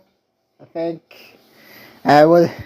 The team last week, come on. Don't be a weak water boy. Don't be a weak water boy, man. Are we going to call him Weak Water Boy for, like, the entire tour, in theory? That was title, Water Boy? This is the week one impression it got us. It was very strong that we have to call him Weak Water Boy. I feel like Water Weak Boy might be more telling of what. You're calling him a weak boy, man. Is, calling him a weak boy. Yeah, we're trying to say that he's weak to water, not that he's a weak water boy. Grows at a win. He's a water weak boy. Groza to win. Groza to win. Does Pick agree, though? Pick says Groza to win. We have Blidius versus Pote. Pote? Okay, I'm not predicting against Blidius this time. Yes. Blidius to win. Actually, I think Blidius should win. Pote, as good as Pote is, I think people might over predict him a little bit. Let's just say that. Who does Pick say? Pick says Prince of all tacos. We have Lost Memories versus Colored Name. Huh. I like Lost Memories as banner. It's cool. Wow, that means nothing. That means nothing, but I don't know. I wasn't impressed with Colored Name's choice. Who knows? He might have won if he hit the meteor beam. Is that your way of saying you're going with Colored Name? I don't know how Lost Memories plays. So you are going with Colored Name. Besides, Name is solid in RU. Is he? Yeah, fairly. I know he plays it a lot. I know he does play it a lot, but I don't know. Maybe I'm just finding him mid. Well, maybe you do find him mid. That's okay. I think I'm picking Lost Memories. I don't want mid. I don't want mid. I want good. But what if Lost Memories doesn't show up? Then that's a shame. That's a crying shame. Alright. No, crying's not here. That exactly. How the frick is crying skip this door? Anyway, who wins? Pick who? Pick says Colored Name. Okay. And you! Alright. Actual goated highlight match. Afoot. Acrotex versus Ziri. Look, man. Do you honestly expect me to predict against Ziri? I think I haven't. Well, you've praised Acrotex enough, woman. Have I? Bro, what the in past years, you called this man a goat. Acrotex? What the? Wow. If he does. Look, that kind of goes out the window. When Ziri's on the other side. Wow. Tunnel vision. This woman has a strange case of tunnel vision. I'm going Ziri. I always have tunnel vision. I've got tunnel vision on everything, Makoi, don't you know? I'm going Ziri as well. But I still believe Acrotex can pull off an upset. Then why are you predicting Ziri? Because he's the better player. I don't think you actually think so if you're predicting Ziri to win. I'm picking Ziri by name. However, I think Acrotex has a chance. I'm not gonna discount unlike your ass, woman. Yeah, well, what? How much of a chance? Focus blast miss chance? Jesus Christ, woman! You've glazed Acrotex enough, okay? You've glazed Ziri too enough. You've glazed Ziri too much. I think Acrotex. No, actually, no. I'm picking Ziri.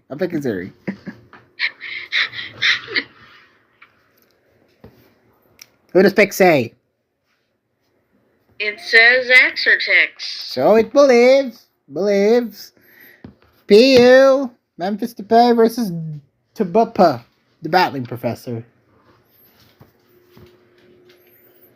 Memphis Depay, to be honest. Yeah, this woman's gonna convert. This woman, we have converted her, ladies and gentlemen. Memphis Depay. You've seen me glaze this guy in the videos. You know how good this guy is. Memphis Depay to win. Yep. What does Pick say?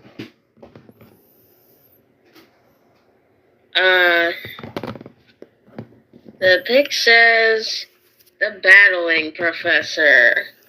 LC, Rahul versus Geov. I'm glad Geov gets another chance. Although, it is versus Rahul. Rahul did kind of get lucky. Oh, he got hella lucky. He got incredibly lucky. He did kind of get a little lucky, you know. In terms of skill, I say Geov's the better player, though. Oh. Okay. And that's not just bias either. I think legitimately, I think Geov's the better at LC. So yeah, I think Geov. I was actually gonna pick Rahul. Going against it, huh? Alright. I mean, I'm obviously rooting for Giev. I'd like for her to win, but honestly, I'm thinking Rahul's gonna win. Okay. What's pick say? The pick says Rahul. Okay. We have monotype now, Thanos versus Hammy.